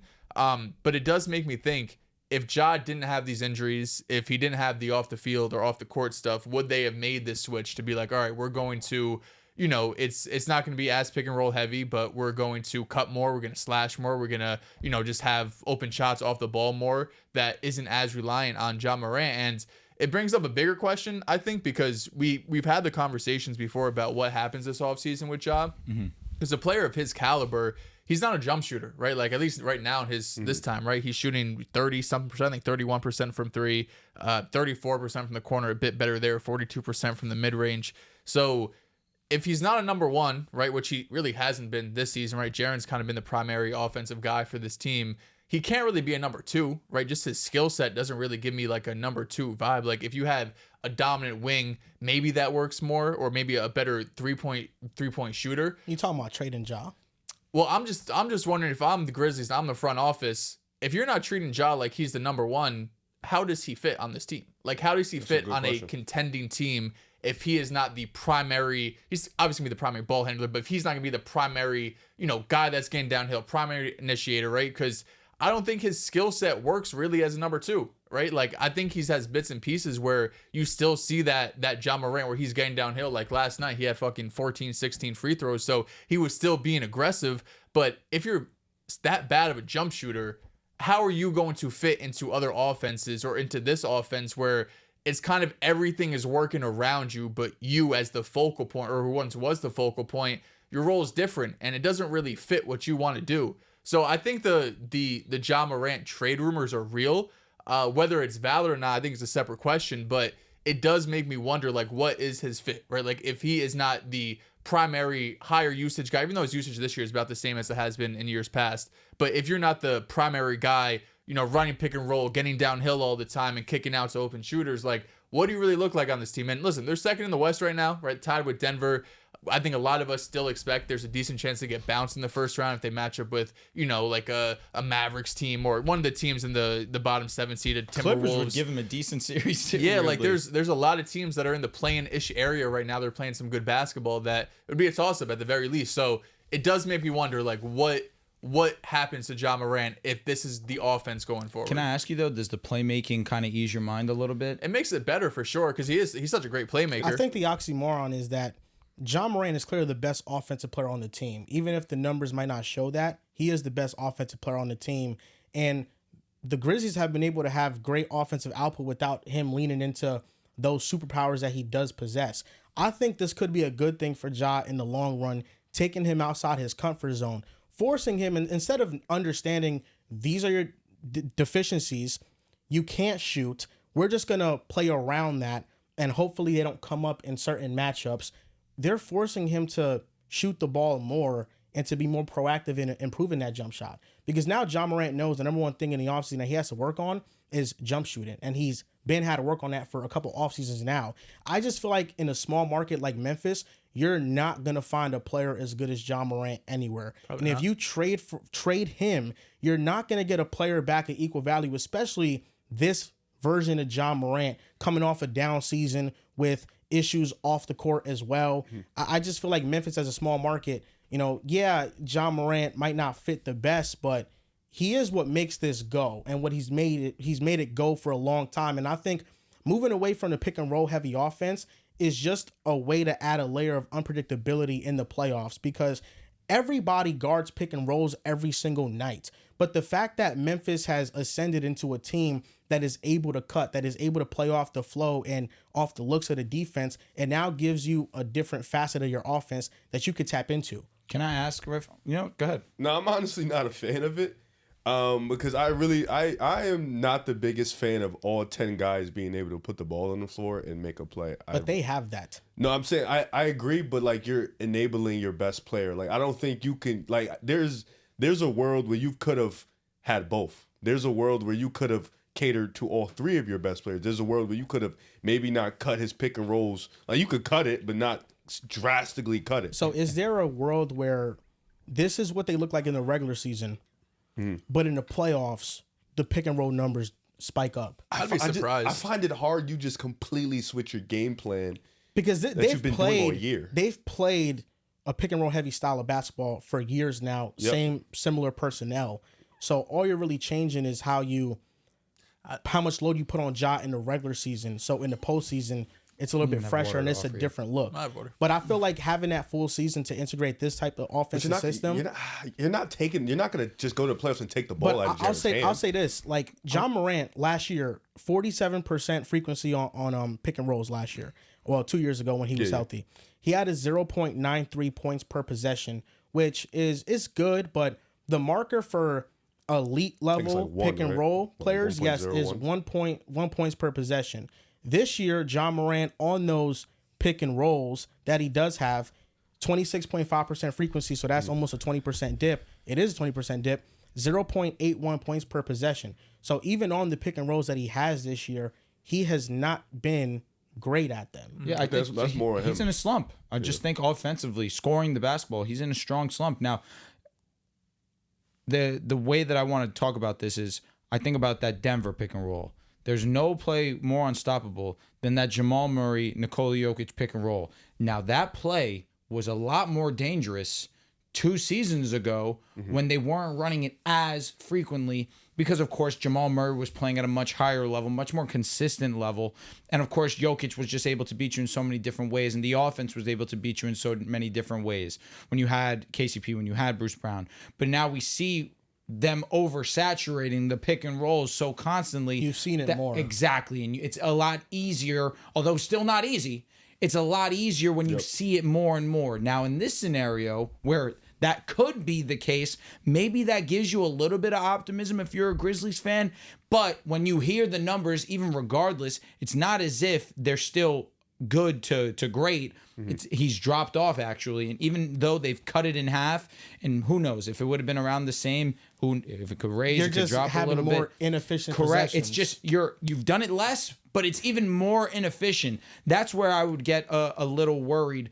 But for Ja and for the rest of the Grizzlies, the fact that Ja is struggling and we're still able to win basketball games, it just leaves me optimistic for when he inevitably does figure it out, because Ja's been too great for too many years. Now, this is the question that I wanted to pose. Is he starting to offensively scoring the basketball trend in the direction of a Russell Westbrook? And if that's the case, does that concern you as a Ja fan? I put that to everyone, not just Riv. No, I don't know, because like going into last year, coming into this year, last year he lost a year because of his shoulder. Yep. Right. So you have all offseason to kind of work back to getting that shoulder right, and then you come into this year and you turn into a spot up shooter. So I don't think it's gonna happen like that's gonna happen in a complete whole year. Like, it's gonna take time to do that. I'm with you. I just think with Ja, it's like Westbrook was different because he was a lot stronger. He was a lot more physical. Definitely. You know, he had the mid-range in his game. I think Ja, his problem is knowing when to take the mid-range, knowing when to take the jumper, like knowing when to not settle, when to be comfortable and go into the rack. You know, not always looking for the foul call, which they don't give him. Learn to just be more like in control. I don't know if I can see him trending in the Westbrook like offensive, because I can see them being similar tier type offensive players. Yeah. For me, it's just like, all right, you understand what your role is now. Your role is going to be, at some point, you're going to be a spot-up shooter. You're going to give the ball to Jaren. You're going to give the ball to Desmond. That's all fine and dandy. Yep. Now you have to go and you have to work on that a ton.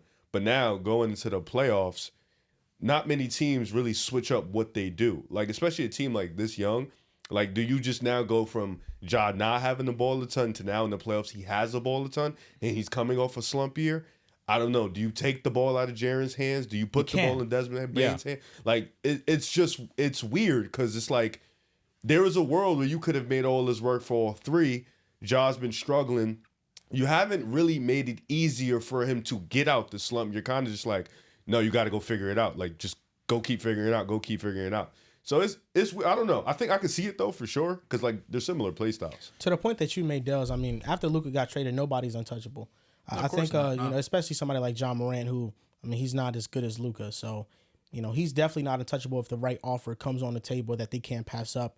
But I just think right now, maybe this is just their way of easing him in, because last year he missed basically all the last season due to suspension and with the injury, and maybe coming into this season, putting so much on the shoulders of somebody who just missed an entire year wasn't the smartest thing to do. But we have to see. You know, there's been some smoke around the Memphis situation with rumors circulating from executives. The GM said they're not trading him. Zach Kleiman did come out and he did make those comments and say that, you know, he's untouchable. He's getting ahead of it now, and he's telling everybody that he's not going nowhere. You know, I think that's what a good GM does, but we don't know what happens behind closed doors. You know, we don't know if he is talking to people. He is disgruntled with Ja Morant. I mean, I feel like if we're the head of the Grizzlies right now, we're the GM, I feel like everybody's a little bit disgruntled with Ja Morant with all the off-court issues that have happened.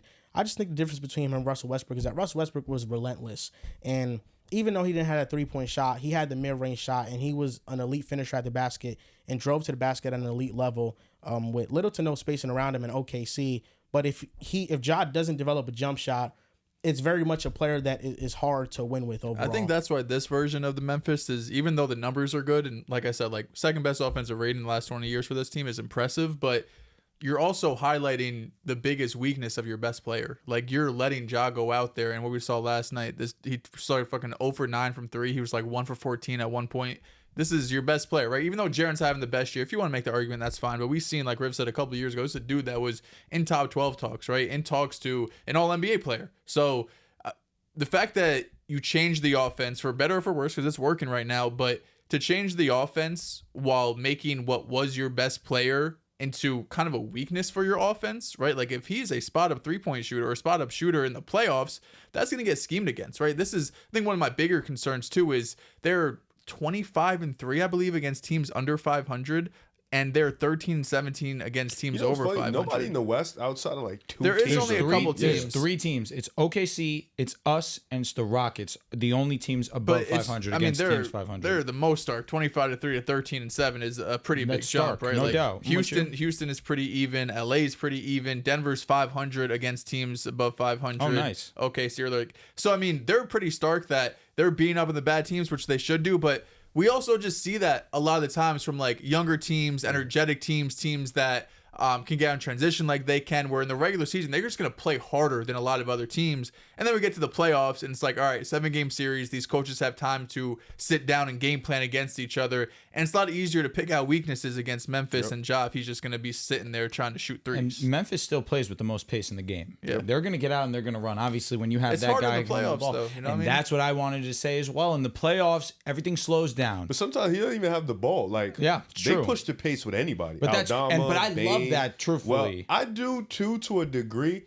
because I don't think everybody like certain offenses. I don't think everybody's good enough to be a great decision transition. maker. No, a Okay, I decision understand. maker. Fair. So there'd be moments where in the transition you see like if we're like out there and if if you're running a fast break and I'm out there in the corner, the best decision would not be to hit me in the 3-point line because you have For me Dehls to drive. I'm with That's you. what I'm saying. Gotcha. Yeah. So it's like it really depends on who's out there running the break, but Memphis plays a style where they want everybody being able to be comfortable at attacking the rim, cutting, making a play. To go off that though, last season we saw the Pacers be one of the teams that played with the most pace, and their offense looked excellent in the playoffs. So maybe that's a little bit of optimism there because we talked about it when Tyrese Halliburton came off. They had another guy that can go out there and still keep that same level of tempo. So there's a part that if you are a Grizzlies supporter and you're seeing so many different guys can handle the ball, can take the ball up, can push the ball with such tempo, now it leaves a little bit of optimism in my heart that again this can translate. But in the playoffs, Jaren's been excellent. Yes, you want him to continue being this star. If you want to have a serious type of name in the playoffs, you need 12. There are 4 play types that Ja Morant uses the most. Transition is number 1, 28.2% frequency. Pick and roll is 26.5%. Isolation is 17.3%. Spot up is 14%. As opposed to 2 years ago, he had 3 play types that were over 10%. That was pick and rolls, transitions, and they were also isolations. This year, it's really been a balance, and you have spot ups and isolations that have been taking a bulk of that. But really, what this shows is that if Ja Morant is not doing his damage in transition, he is really not featured like that in the offense. 1 of every 4 possessions in the offense is a pick and roll. 1 of every 9 possessions is either an isolation or 1 of every 10 possessions, either isolation or a spot up shot. So he is really not being featured as much in the half court. And if you look at the Grizzlies' half court numbers in the past, that might be a good thing. They were never a great half court offense. This is their best half court offense that they've had in the Ja Morant era. And I think it's because it's utilizing all these players. And if Ja could become a good shooter, I think this has just rounded out his game more. And right now it looks so ugly because he's uncomfortable too. Yeah, I feel like this is a new play style for him. If Ja can become a good 3-point shooter, all this shit goes out the window. But I also feel like, I mean, for years it's been not an issue, but like his biggest knock was just like, all right, like become a 3. Like we know you can get down here. We know you can finish around the rim. Probably their best 3-point shooting team by far. Like this is also their best. Yeah, remember when they traded for Luke Kennard and that was a big deal. 3-point shooting team. So they have shooters at the gym. So like teams still wall up against Ja. So the benefit is like you still have the team still respect his game enough to where they got a guy guarding. They still got bigs watching, still bigs helping. So you got to just be able to work around it. So I'm really interested to see Memphis in the playoffs because I really want to see how they try to balance all this. Because like you also need Bane too. Like I don't want to forget him in this conversation. You need Desmond Bane. I was gonna say though, to be fair to Bane, I think that the ascension of Jaren Jackson taking a crazy leap this year, plus of course Ja Morant and his usage of what it needs to be. I understand we wanted more from Bane, at least a little bit more I just consistency. want consistency. What I think still shooting the 3 ball at an efficient level, especially when the 3-point shooting in years past has been a huge question.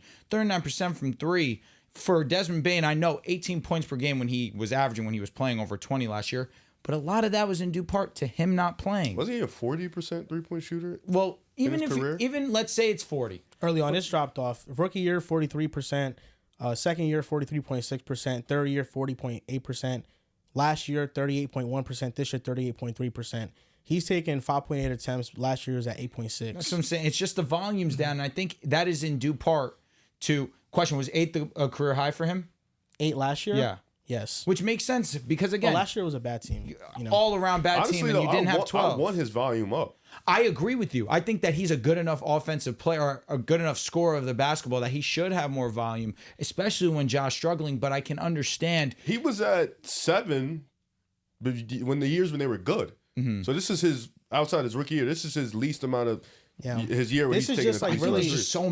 just so many people that they rely on. for sure. I think with Memphis' offense, like what it is really is just whoever is That open night or has it? the matchup. Yeah, that you know? too. But That's really how I they think play. you need to condense it at some point, and I they agree. probably will in the playoffs, right? Like just because Boston's got fucking 6 dudes that can put the ball on the court, like it's still gonna be Jaylen Brown and Tatum and Derek White, right? Like you still know it's gonna be like those 3 guys, and KP will get his post up. So just because you have a lot of guys that can do it, That's definitely a doesn't good mean they all need to formula get for it. the regular season. It's a Yeah. really good formula. Because if Ja was going, bro, the Grizzlies are one of the scariest teams. How deep they are. They're a yeah, fact. really deep. That's why like the whole Jaren thing. It's amazing and it's good like that he's ascended, but like you need him to be your best player to have any chance. You thought that he was the guy that would lag behind and catch up to Ja. Like he would always be chasing Ja. Never did you think that he would surpass him all right. this season. This season, he's So been how do you better. think- There's no way around it. So you think Jaren surpassed Ja? No, This season, This who's year- been better? this year's been better. All right, Surpass is let's fake. not That's- get into. You know, we're semantics. Okay, top five. yes, okay. I'm not gonna get too crazy Surpass into a little it. nuts. Better though. He's been more consistent this year for sure. Easy. Like what's Jaren averaging? 22 a game? 20? Is it 22? Might have 22, been 23? Yeah, 23. I think Jaren has been amazing, but I don't think he's taken a leap to the point that I overly trust his offensive game in the postseason. No, last year he was doing this. It's just now they're winning. Yes. Like his floater in the post up has been great. You know, his handle has been there, so he can take you from right to left. You know, he can take you in transition. I don't feel know like if what there's I'm- anyone in the postseason individually as a team. You're like, okay, this with should work. Memphis, yeah, like I think Memphis has a lot of players that, they're kind of question marks to see how consistent they're going to be. I think with Jaren, really, I think he's taken a fantastic leap. Fake, bless you. You're about Thanks, to yeah, I sneeze, burped. He's taken a fantastic leap, but what hasn't taken a leap has been the rebounding. He's Yeah. still a very Oh, no, poor still Oh, rebounder. brother, I'll be It is honest with weird. you. It's not happening. It's not. But that's why you go out there and you get Edie. Thank God Brandon Clark's He's at back. 20 Why, J-Hub. why isn't he a good rebounder, bro? Who? Jared. He's got other things to worry He's about. roaming There's, a lot. there's no reason why he shouldn't be. But I get it, I'm but trying to help. Listen, He's got bigger fish to fry. listen, he's at 23 a game, so that's good. That's what you want. yeah. I know we're nitpicking a little bit, but it's also like you can be It's the also deep like point and average like for what, his 7 position, rebounds this year. that's like a massive responsibility. Yeah. for Rebounding fours? the ball, yes. Is it for fours? I mean, it's more for Edie's- five. Especially Edie's for getting some him, work and too, I mean, but- sometimes he does have to play the 5. His last couple since February 3rd, 6 rebounds, 3 rebounds, 4 rebounds, 7, 6 rebounds, there's 6 no reason he rebounds, should be under 7 3 rebounds in a game, 3 bro. rebounds, 5 rebounds, 6 rebounds. It's just never been his game, even when he was DPOY. I know, but it's weird. You know It what I is mean? weird. Like, such I'm a not good gonna say defender. you're He's wrong. big. He's Well, you physical. know he like, helps. If you help, It's true. can you really? A lot of dudes help though. You know, and get 10 rebounds a game. Yeah, bro. I I mean, his defense minus rebounding It's elite. is Yeah. amazing. It's probably gonna Shit, win. Yeah, matters it just too I much. feel like with his lack of rebounding, it just limits the Grizzlies a little bit with the lineups that they could play because you don't really trust going Small. a 5-out lineup and him Yeah. playing a 5 if he can't crash the glass at an Yeah. elite level. Yeah, and Aldama's not gonna crash. Like that's why. That's just. I feel like bringing him up, but this is the separator between him and Mobley defensively. Is the fact that defensively Mobley is a really good rebounder. You know, like he's been that. So I think that's what's the separator. That he can, defend. You can put him at the 5. He's actually better at the 5 with Jaren. Sometimes he still has those. Like last night, he fouled out. So. I still like Jaren. No, I think the rebounding is definitely a concern. I understand that this year, him bumping up to 23 points per game is amazing. He's been their go-to scorer this year. Just wait to see it in the playoffs. I'm really excited to see because some matchups he could struggle in, because of the fact that the way he plays sometimes it is a little too aggressive. It can lead to more offensive fouls and stuff like that. So I'm interested. I think the Clippers would be a dope ass matchup that really attached you defensively. Minnesota, same thing. Golden State, same thing. Like now you got a small ball team that might help you. You may, rebounding. You have Draymond at the 5. That might help you. Put Jaren at the 5. So. Yeah, I think it depends on who to match up with. And the Lakers beat the Mavericks 107-99. And the Lakers right now, they're playing high-level basketball. I had a couple takeaways from this game. I mean, number one, I saw that Riv. He put up video. The Lakers are dangerous. I'm like, Lakers are dangerous with Luka Doncic's revenge game, absolutely. And Luka's playmaking was fantastic. Right? Yeah, triple-double, 15 rebounds, 12 assists. What was the efficiency? Wasn't great. He had a bad shooting night. First quarter, he was hot. To be fair, he was getting doubled almost every single time he was touching the ball. That being said, still wasn't a great efficiency. Even though he First had time he ever got doubled? No, but it was like every time. Sounds like Luka for sure. Yeah, he's always been doubled like that, but he had an A+ game all around still. I thought he played defense in the second half. There were some mishaps, but he finished with 3 steals. Who's he guarding? Finished with 2 blocks. He was was just playing He was outside. guarding a lot, and Kyrie was honestly, getting past him a couple times, I'm sure. Hey, we talk about the bad moments. I'm not gonna I lie. watched some good moments too. Yeah, when Max Christie's ass Get a ran little right act into in him. hands. Yeah, facts though. I mean, I think right now what we're seeing from him is just how much he opens the floor up for everybody on the team. His playmaking he opens up the floor so much that LeBron is getting the most open shots that he's ever gotten, and I respect Dwayne Wade, Anthony Davis, and everybody that LeBron has ever played with, but Luka Doncic is the best offensive player that LeBron has ever played with ever, and it makes the game so much easier for him. Luka's playmaking was on full display. I also think LeBron James, he clearly showed that he could still take over games at 40, and it comes pretty easy to him. And I feel like what's even more impressive about him is that he's been playing defense at a high level for a while now, for almost this entire month.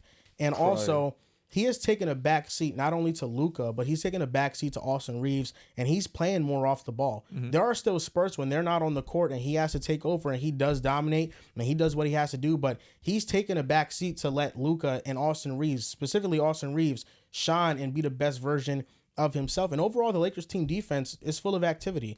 Rui is always athletic. That it's always been about the details with him, and he's hustling at a high level. And then DFS, his energy rotating to shooters that are open. This is not the same type of defensive energy that they got when they had the initial roster early in the season with D'Lo and Anthony Davis. It's just a different level of activity. And I think the Lakers, we know they're going to be a great offensive team, but that defense and playing on the string in that way is leading to them having a great defense for 15 games now. But for the Mavericks, can't overlook the Mavericks either. If they're healthy, this is a amazing team. Yeah. It's a different game for Anthony sure. Davis, Daniel Gafford, Derek Lively, Caleb Martin, they all did not play in this game. And this was a close game down the 8-point stretch. victory. Yeah. I mean, this is a tie game. A few minutes left in the fourth. It was, and Kyrie Irving had a spectacular game, but nobody else on offense outside of Klay Thompson gave him help. Everybody else, they were missing their shots. Yeah. What did PJ? PJ Washington had 0 points. Goodness. And Najee Marshall was 1 for 5 from 3, but you give and take certain things. So the Mavericks, I think they have the type of team that can compete at a high level.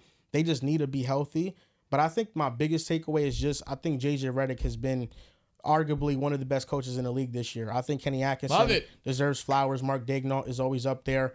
Taylor Jenkins with the new system that he's implemented in Memphis. But JJ Redick, he's brought actual game plans and schemes to the Lakers in a way that they didn't have last year, and both on offense and on defense. And I read a report that when Luka first got to LA, JJ Redick had a conversation with him about asking him if he will allow him to coach him hard.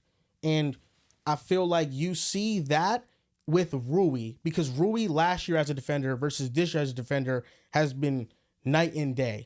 And I feel like JJ has been hard on all these players, and he's bringing out the best out of everybody. Question. So, because me and John had this conversation, and he was like, he felt like JJ Redick should have been like top 4 in coaching the year. And I was like, I disagree. I don't think he's top 5. You still believe that? Yeah, because I named, and I was going to say, I named some guys. Like, does he have a better case? It's Kenny, Mark, Ime, Jenkins, JB Bickerstaff. JB to me might be number 1 right now. Joe Mazzulla. I disagree. Like, does he have an argument over just coach of the year? Coach of the year is a lot different than just being a better coach because you got to establish, scheming up and playoffs and all that stuff. Just coach of the year, case for coach of the year. If you take what all of them have done at face value, I think JB Bickerstaff's job might be the most impressive. I think Kenny Atkinson is in the top 3. I think Ime is in the top 3. Mm-hmm.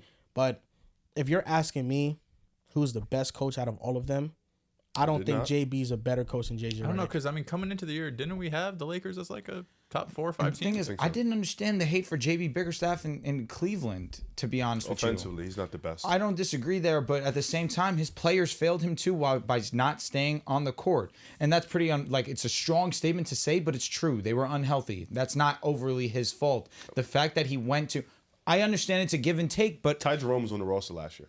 Fair enough. He has taken a huge leap. Evan Mobley offensively has taken a huge leap. Yeah. But you're getting the healthy version of Garland this year, and that's been a huge difference too. I think a coach could be good in different situations. Like I remember Mike D'Antoni coming from the Suns, the 7 seconds or less offense. He was coach of the year.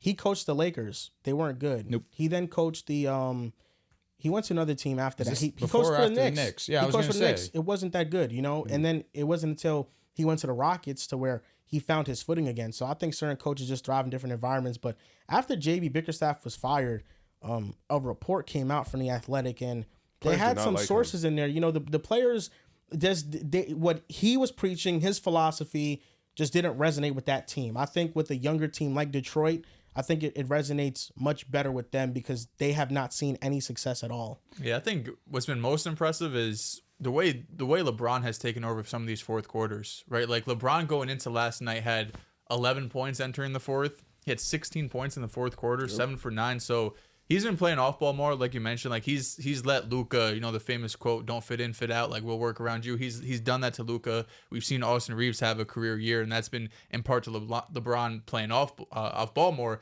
But also when it comes down to it, when it's fourth quarter, he's like, all right, I could take over. And over these last 10 games, basically all season, he's been the best player on the Lakers. He's been so impressive. And it's LeBron, right? What's there really to say about him? But just the energy he's played with, the defense, as you guys have mentioned. This is a guy that I think I mentioned before, that Miami game embarrassed y'all, right? Got blown the fuck out. And since then, it felt like a switch got turned, right? You had the number 1 defense in basketball for like a month stretch. You got Luka Doncic, and you see everyone really buying in defensively even more than they were beforehand because you have this young superstar who you feel like now you have a now and a future on this team with Luka on the roster. The Lakers still got to prove it more to me. 7-2 since the Luka trade. Shout out to them. They've been playing really good basketball. That Mavericks Jazz and win, Hornets game, that seems like a long time ago. What do they have to prove to you? The defense really have to prove it to me, because the Nuggets game, I'll give it to, right? Like the Nuggets game, that was as good of a scheme as you could put up against Jokic, right? I mentioned it on the live we had a couple days ago, or over the weekend, that was the most frazzled I'd ever seen Jokic in a regular season or postseason game. So I got to give credit to JJ Redick. But last night's game, we saw some of the lineups out there, bro. Like, they got one player who could really create a shot in Kyrie Irving. So, like, I'm not looking at last games and be like, holy shit, this Lakers defense can actually really be good. I think they have pieces for sure. Like, Rui's played better defensively. Off ball, I still kind of worry about him. We know Vando can be a good defender. Legend. We got Tim's tomorrow. Can I ask you a question, though, as an example as what our defense can be? That Knicks game without AD, first game without Luka him. didn't play. I think he's talking about just with But that's Luka. my entire point. Luka's not a negative on defense. Sometimes he can be. He could be more than often. He'll be a negative. So far in a Laker uniform, he's passable. Sometimes he can be. Joel, in a Laker he's been uniform, we kind. haven't seen Luka be the best version. He's on and off. On defense. He's passable. That's what he is right He now. has. He's been The passable games they because lost, he we've wasn't won. passable. I agree with that. He wasn't passable. But Against the Nuggets and last no, night? he said the No, I games said they the lost. games they lost, he wasn't But passable. they only lost 2, and it was teams that we thought that we'd walk in and beat. That's what I'm saying. I'm giving you the on and off. I would also argue, yesterday, we came in with the belief we were going to go and smack them. We were going to go in and play against the Mavericks, and we were going to easily handle them. a nasty game. We took them lightly, and they ended up playing some solid basketball. Took us down to the wire, but at the very end, we were able to comfortably win. Yep. And I said it after we watched the game. I said, the score does not indicate how good of a game this was for Dallas. This was a really solid performance by Dallas. And I think PJ was terrible offensively in due part because of the energy he had to expend on the defensive side. he I thought he rebounded played well. an excellent defensive game. But when I look at this Lakers defense, Dehls, I get it. Luka Doncic has been a poor defender. It's not just Luka, by the But way. Like I that's shit on why- Luka, but it's like you have like one real big. You don't really have a big rotation. But that's what's so impressive against the Okay. Nuggets. Reeves was getting beat a lot last night. Here's the thing. But it's Kyrie, and we spoke Nah, about he got that. beat by other dudes. Max Christie. Here's beat him a the few thing. times. Not really. Like Max really only thrived shooting the basketball I feel yesterday. like when you watch a game, there's always moments, isolated moments where you look at something and you think it's just bad, right? And you say, okay, that's bad. That didn't look good. They didn't do this. But, lineup data exists because sometimes the odd test doesn't fully match what the stats and the overall result was Lineup of what data happened. also includes 4 of the guys. But what other great defender in the Lakers lineup can mask defensive deficiencies overall? Not great, but what they're other? collectively Well, bought in. Dorian has been really great defensively. Vanderbilt, But there's can not do like that an too. anchor, right? There's not like an anchor. You can argue when overall. he's on the court, it's Vanderbilt. Because a lot of the Lakers' defensive philosophy right now is just communicate and rotate into the Switch, right yeah, spot. for real. So, even if you get blown by, there's a rotation and then you just pick somebody else up. In 309 possessions with Luka Doncic on the court for the Lakers, they're a plus 14.3 point differential, 118.8 offensive rating, 81st percentile, 104.5 defensive rating, that's a 97th percentile. So when Luka has been in the lineup on the court, they have had a 97th percentile defensive rating. How many good offense did they play? That's the issue, Joel. Played one We've good played. I think that's like Denver Yes, and we've- like, But overall, you just told me that overall, he was very bad No, I didn't. against. Well, you said he was very bad defensively So against. he's been up and down. Yeah, but He's been I'm up and still down. explaining myself. You said overall he was very bad defensively against the Jazz and against the Hornets, Yeah, against those bad I teams. didn't think he was good in those Yeah, games. I didn't think he was a bad defender against the Nuggets or the Mavericks, but these numbers show that overall, when you take the totality of all those games, this is the result. Against the Mavericks, I didn't think he was great. He was I think he passable. had moments. He was passable. He had moments. But that stat is essentially them dominating Denver defensively, them having a good performance against Dallas's offense, and then 2 bad losses. Well, it and takes one, everything and overall. one The game sample without is him, big we enough. did beat Portland without him pretty comfortably. So are It's you- just no, Luka. I know, I'm Also, just saying. like, listen, we saw the Mavericks last year have one of the best offenses and or best defenses in basketball. But when it comes down to playoffs and it comes down to the fourth quarter, we know who people are going to go after. Luka was good defensively in the first 3 rounds of the playoffs. He just wasn't good in the finals. First 3? I don't Good? know. Yes. Yeah, Against he had Minnesota, he was moments. good. Against OKC, he was good. Clippers, I don't think he was good. Against the Clippers, that was Passable. He I'll was give you he was the passable. one that was the one that he struggled the most with for sure. I give you passable. But in that series, there was a lot of questionable schemes. I mean, there was a I forgot what game it was exactly, but there was a game where they were just letting James Harden blow by them straight to the basket. Sounds like Boston. Yeah, but that was when PJ Washington was even the primary defender there. They were that was just their scheme of just funneling offense players into the basket, into the rim protectors. Listen, good is subjective. But even with that, like, what I'm saying is are you holding more weight over the bad teams over the good teams? No, what I'm saying is it's inconsistent, which it has been. I'm saying, I said that as a defender, Luka's up and down. He went as far as saying he's bad. I'm more in the middle. Like, okay, you have a moment where in the Denver game, he's super locked in. You have the Dallas game where he's up and down, and then you have the 2 games where he's not locked in. You can see it visibly, and what happens? The Lakers lose. So there's moments where you're going to see some collapses. There's moments where you're going to see some, some triumphant moments. What we cannot do is sit up here and lie and call him good. I don't think I don't think Joel's done that. What He does just it- said passable. He said good first, then said passable. Well, also let me tell you, if you think he's just a passable defender, he's all right he's just an all right sometimes. defender. What matters more, him being individually all right, or the team overall being elite defensively, even when he's on the court? But if are they he's not- actually going to be elite defensively? All right, Joel, and this seems is. like a Can I go long back shot. to what I'm It saying? seems like a long I want to shot. go back to what I was saying. Let's look at the entire month of February with and without Anthony Davis, where we've played amazing high level defense against good comp. You've had Let's see how some many good teams you comp. You've played had this some we bad played comp. against you guys. We Yes. played against the Knicks. We've played against. Off the top of my noggin. So I don't to know. your point, It's a lot of bad to your play point, teams you the played, too. Lakers I like- have played well defensively, right? Yes. And Knicks, Clippers. okay, and Thank you. The Clippers are not great a offense. good what offense. I'm adding to that point Indiana, though. is even with your question marks about Luka defensively, he clearly is not hindering how good the Lakers have been playing on both ends or on defense. With him, they've been elite defensively on the court. Correct. Sure. Like I'm just not buying much I'm stock gonna look at into it. solo games. That's what I want to I'm just not buying much stock into. If you think they're going to be a 97th percentile defense with Luka on the court for the whole season, you think they should win the finals. If you think they can be that elite, because I think we all know they're not going to be that good defensively. No, and I think that where we really showed that we can play high-level defense and lock in defensively was that game versus the Knicks. And people are going to try and minimize that because the Knicks have been pretenders against really great teams, but that's in the Garden. That's without Anthony Davis. And that was one of the best games we've seen LeBron James play this season overall, both offense and defense. I think that our defense is really good. I think that we have a great system going on right now. And shout out to you, Joel, for acknowledging Rui Hachimura and what he's been able to do on the defensive side. But it's been the four-headed monster. Let me play respects to my GOAT, LeBron James. But it's really been LeBron, it's been Rui, it's been Vando, and it's been DFS. And DFS, who really didn't have that great of a game yesterday, still had moments on the defensive side where you make up for those deficiencies. I look at LeBron James, and I've said this for a long time, really since 2023. When we saw it with D'Angelo Russell, with Anthony Davis, with Austin Reeves, that those people needed the ball in their hands to be successful, mostly D'Angelo Russell and Austin Reeves, LeBron can play off ball. We've known that. He's became such a great shooter. The fact that now it takes Luka Doncic coming onto the court and now, LeBron James can play off ball. No, this is something that he's been working on and understands that if he wants to grow and gracefully age in this league, he needs to learn to play off ball. He's been forming that three-point shot to be as efficient as it's been. He knows when it's time to cut. He's still smarter than 99% of the league. So that whole notion that LeBron, now with Luka, now we can see that he plays off ball. No, you just haven't been paying attention. And now that we have personnel, real strong personnel, he can thrive off of that. I'm just pushing back on the idea that inserting Luka into a lineup makes you a bad defense. Well, that's what I'm pushing true. because last year they were a great defense. Last year on the court, the Mavericks in the playoffs had a 110.1 defensive rating. When he was off the court, they had a 118.9 defensive rating, 24th percentile. So they were worse when he wasn't out there on the floor, both on offense and on defense last year in the playoffs. And they went from a 74th percentile defense last year in the playoffs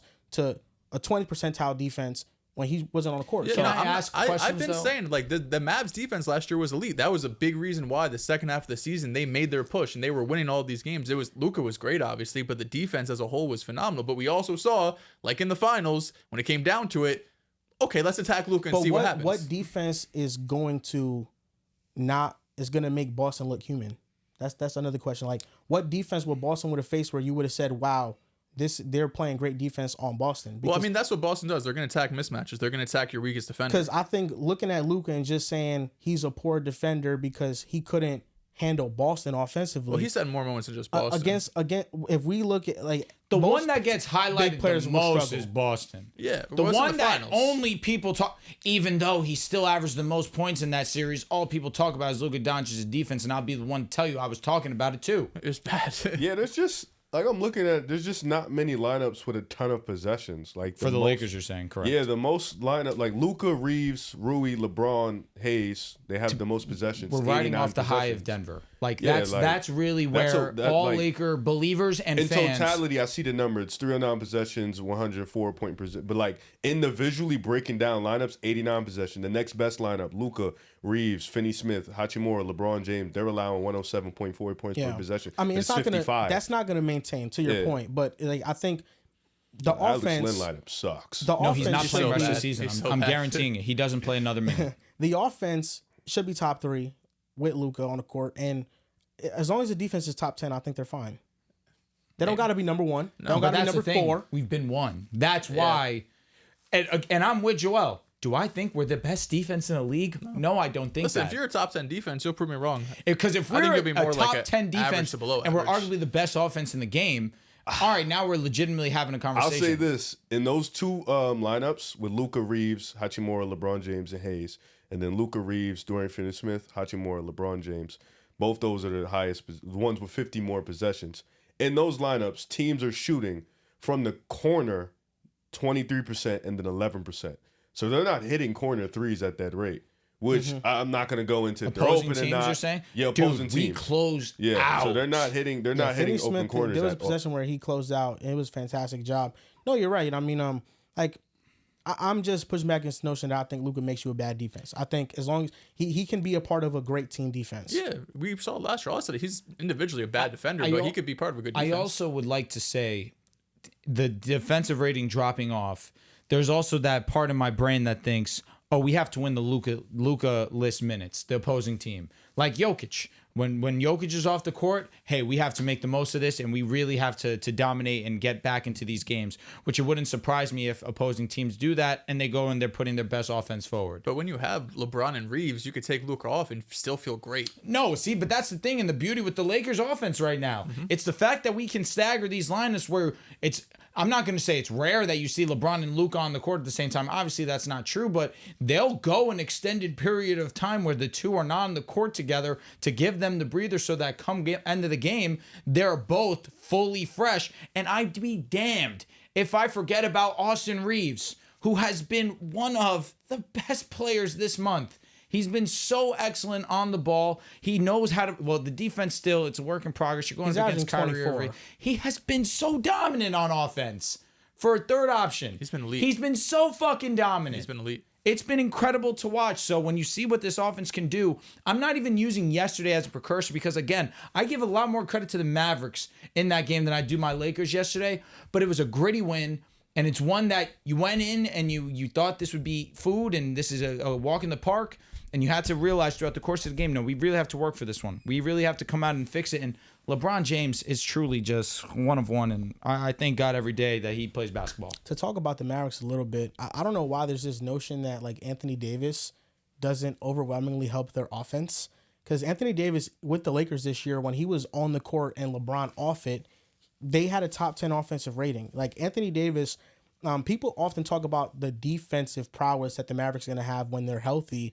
But this could also be a great offense and pose a lot of mismatch problems for a lot of the teams that they run into the West. Yeah, no, Anthony Davis can be a huge help. He would have been a huge help in that game. I do think if they get everyone healthy, which is a big if, right? Because Lively is going to be like right up on the edge in terms of being ready for the playoffs. AD should have, maybe a month or so to be able to ramp up. But with all those guys healthy, just how big they can be, how defensively, how great they can be, it will help their offense. I do think the offense at times is going to get a little clunky since you really just have Kyrie as like the primary shot creator, or like not even primary, but like kind of only. Like AD could get his own, but we know, like Kyrie perimeter wise getting downhill. So that's my only worry. It's just like fourth quarter, you got to get a bucket. Is Kyrie going to be able to, have 2 or 3 possessions in a row where either he's creating for himself or finding open shots for others? Or is AD going to be able to bang down low in the post, hit a midi, or, spin to the basket and get shots consistently? So defensively, AD is going to change the world. We know how great the AD is. Offensively, I still have my questions about them, but they're a dark horse for a reason, right? Like if they get into the play and they go up against Memphis or Denver or OKC or LA, if they climb to the 2nd seed, that's going to be a really tough matchup. Yeah, you look at how great the Mavs played last night, and if Anthony Davis is starting this lineup, we've seen him play in lineups without a backup big and still thrive on both the offense and defensive side. Now, of course, the whole plan was to get him in Dallas and have the 2 backup bigs so he can go back to playing the 4. We saw the 1 3-quarter game where he was able to play the 4, and he was dominating. One of the best games that he'd had this season, and he's had some pretty awesome games, and that was against Houston, a pretty respectable defense, to say the absolute least. Yeah, that's like a matchup that, honestly, if the Mavericks ran into the Rockets, I think if they're healthy, I think they dominate that series. So when you look at how great Anthony Davis is, and obviously what he brings on the defensive side with how much defensive personnel, that he won't have as much responsibility offensively as he did have on the Lakers. Now we can really see that defensive prowess that he does have. I think that you have him in this lineup. The hope is that they are healthy. Right now, you can't assume that because we've seen nothing but bad fortune, unfortunately, for their health. For the Dallas Mavericks this season, they've gone through so many different injuries, and then, of course, you lose all 3 of your bigs at the same time. Then now Dwight Powell was getting minutes again. And the whole point was to make sure that didn't happen. So the fact that that's where they're at right now, you have to wait and see with the Dallas Mavericks. But when they are healthy, they are a good-ass team, and they are not a team that most want to go up against in the first round. Now, the Orlando Magic, there's like a tale of 2 seasons for them. Because Paolo goes out, and in his first couple of games, he's looking like he's ascending into a superstar. He was that good. He gets hurt. Then Franz takes over, and Franz looks like he's ascending into a true star as well. Okay, say it. And they were winning games, and then Paolo comes back with Franz, and now they're losing, and they can't play together. Now I'm going to read you this lineup data. It's 3 iterations. Franz, Wagner, and Paolo on the court together. Franz on, Paolo off, and Paolo on and Franz off. When Franz and Paolo both share the court, we have 947 possessions, minus 3.3 point differential, 104.9 offensive rating, 108.1 defensive rating. It sucks. When Franz is on and Paolo is off, 1,698 possessions. They're a plus 11.6, 116.1 offensive rating, 104.6 defensive rating. When Paolo is on and Franz is off, 781 possessions, minus 10.5 point differential, 105 offensive rating, 115.5 defensive rating. Nasty. It's really bad. I thought the Magic could have been one of those teams this year to make a leap. I mean, there's a couple reasons, right? Number one is injuries. This team has injury bug has hit him hard. You mentioned Paolo missed some time, right? He's missed 20 or so, or 34 games this year. Suggs has missed 25 and counting. Franz has missed 20. Mo Wagner played the first 2 months of the season. He's out for the year.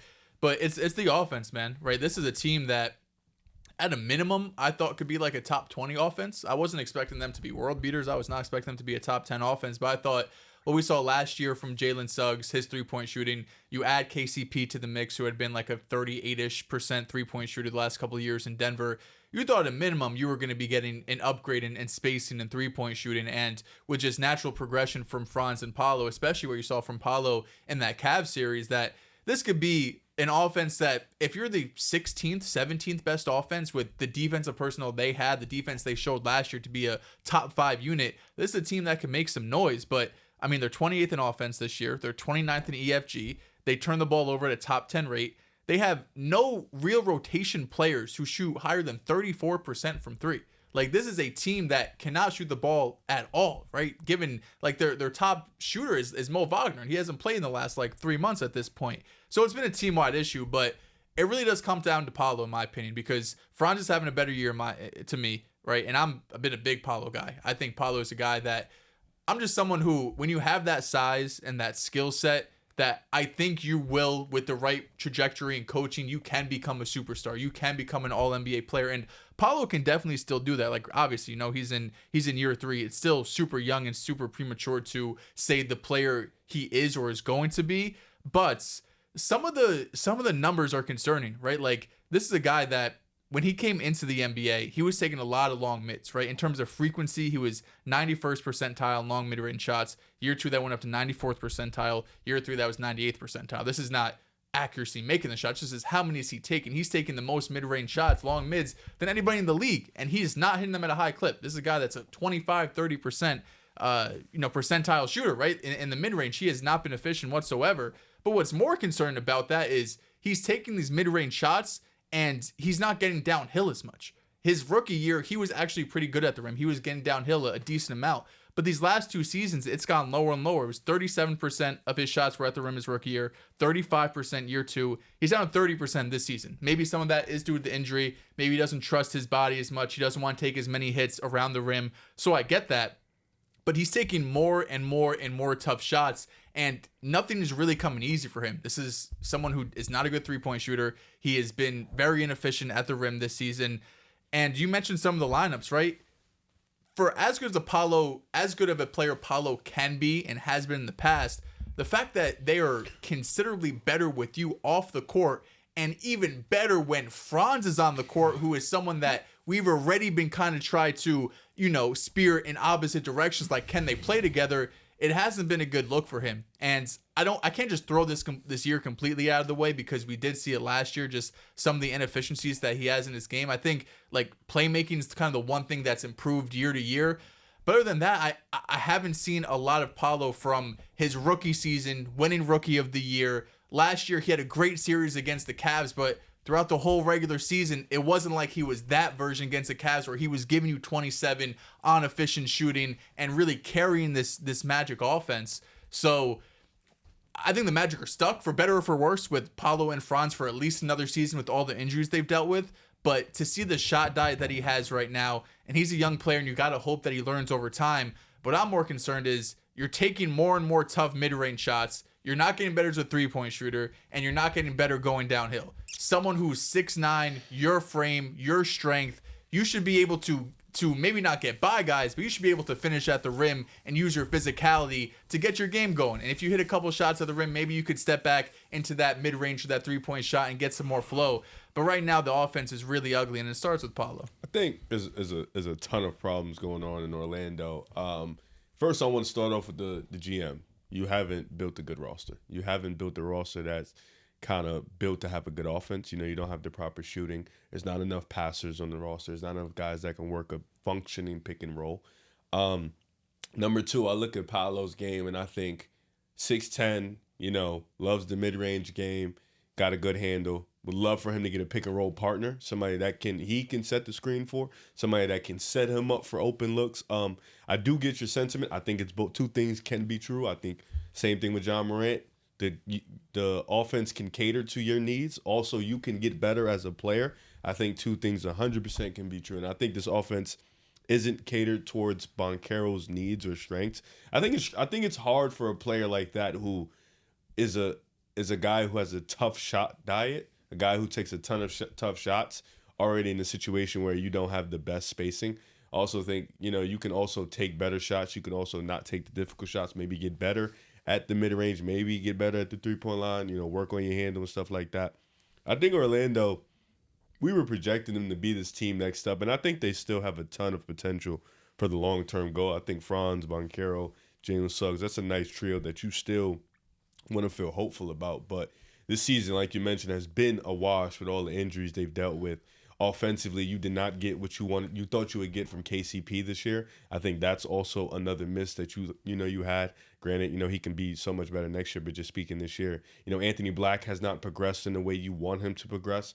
You have a bunch of non-shooters on your team, so it's really hard to function like that in the NBA. You don't have a ton of elite slashers either, so you're not pounding the paint like that. I mean, Franz has been amazing this year. His game really can function with or without the shooting, and I think his game really is just get downhill, attack the pick and roll, attack the big drop, and he's really good. For Banchero though, the lights don't look too bright right now. I think the playoff series really gives him an avenue to kind of look at this year and be like, all right, you get more spacing, get him a point guard, he'll be okay. Because in the playoff game, he was so good. In the playoff series, he was so great. Franz wasn't good. He couldn't hit the three ball, and the same things weren't works. But now we can look in hindsight. That matchup wasn't good for Franz.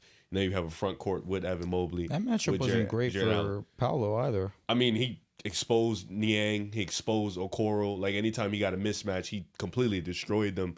I think for Orlando, you have to look at it and you have to think, this season is a wash.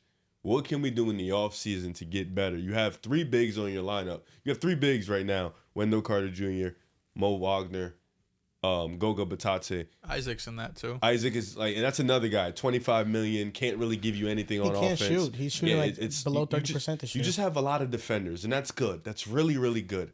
But you don't have a ton of offensive players. You really don't have four, and that's not a good function offense or the way you want to work in this NBA. I feel like what you mentioned was about working with spacing. I think that points to Paolo, because I think Paolo and Franz's playmaking are very different. I think the way that they get their assists are very different. I think Paolo Banchero is a lot of isolation. He's going to attack mismatches. He's going to settle for those mid-range shots.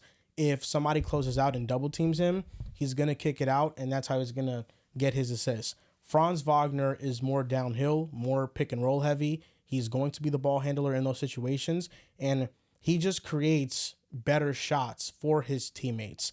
And that's why they were 19 and 15 without Paolo this year, and they were playing really well with Franz. Franz dealt with the same spacing issues, but he's able to make his teammates better. And I think with Paolo, the shot diet is a concern, but we don't talk enough about how Franz is also better defensively than Paolo. And Franz, I think the only thing that Franz isn't better at than Paolo, I think, is just probably the mid-range shooting. But Paolo hasn't been the most efficient at that, even in his frequencies. Yeah, so I think that's the number one thing. Paolo's young, so there's still ways for him to grow as a player. Georges Niang trash talked him and told him like that's not going to work, those long twos. And Paolo shrugged it off as he should because he dominated Niang with that same shot diet. But I do think that in order for Franz and Paolo to coexist, something has to change. And I think that's more on the part of Paolo and his play style rather than Franz. I think that more than anything, for them to coexist, we need spacing on this fucking team, for the love of God. The fact that there is no... Like Jalen Suggs, he's been hurt, he's and not that's shooting why. well. That's why I can't really look at this Magic team and really be critical because at some point in the season you had no Paolo, but we had Franz and Jalen Suggs, and Jalen Suggs struggled to shoot and score, but you knew where you were getting on the defensive side. But Franz was so all world. It's just who goes. And then, what do you mean by that? Like, we're asking for Orlando to get more spacing around their two stars. Mm-hmm. But who goes? Because Suggs is locked in. No, Suggs has to stay. Is a good shooter. He if is both of them on the floor. Correct. And I think that right now we saw him be streaky, not shoot the three ball at an efficient clip. It's just that the moves you've made in the margins have been dog shit. Jet Howard barely plays. KCP, one of the worst signings. We have no 3-point shooting. Anthony Black, we thought it'd be a point guard. He'd be the successor to Markelle Fultz, but you drafted another guy who couldn't shoot the basketball. And don't grin at him. They had no other option. He was the best available. He just didn't develop a 3-point shot. I remember that Summer League game. Last year, Orlando shot well. To a point where they weren't able to keep that up. Everybody shot well. To Jalen Suggs, to even Gary Harris, even though he wasn't all around good. In playoffs, he did shoot or just well. regular season? Yeah, the regular season. They shot well. Wendell Carter. Bottom like 10. I was going to just offense as a whole, they were not good. Jonathan Isaac, he shot better than what he's doing right now. They had more spacing last year, even though there wasn't much of it. But there's a difference between shooting well and having respectable shooters. Jalen Suggs can shoot 40% from three.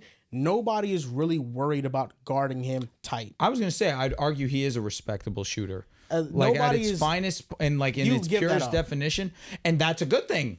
Nah, if you want Jalen, he don't get the respect yet. You don't get that respect. But if you're the Magic, you don't look at him like, all right, of our shooters, exactly. I mean, but for the defense, like it doesn't make. But if you're Jalen, that's a win. Game plan. Sure. If you're Jalen, that's a win. Is it a win for Orlando?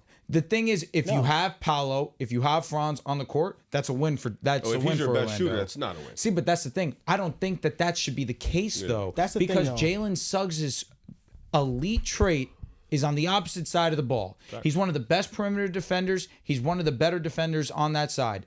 But when you look at this team and the fact that the big three, their big three, it's not a big three, their big three has failed to be on the court at the same time this season, that's where you really fail to look at the Magic and be able to critique them in a positive or any type of way.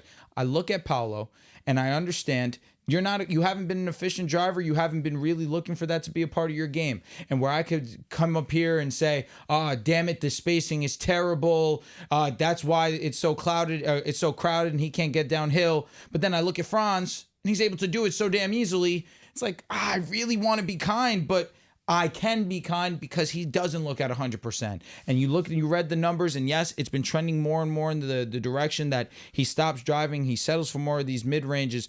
But, man, we saw how dominant he looked at the start of this season. And post-injury, he's just not been anywhere near that level of a player.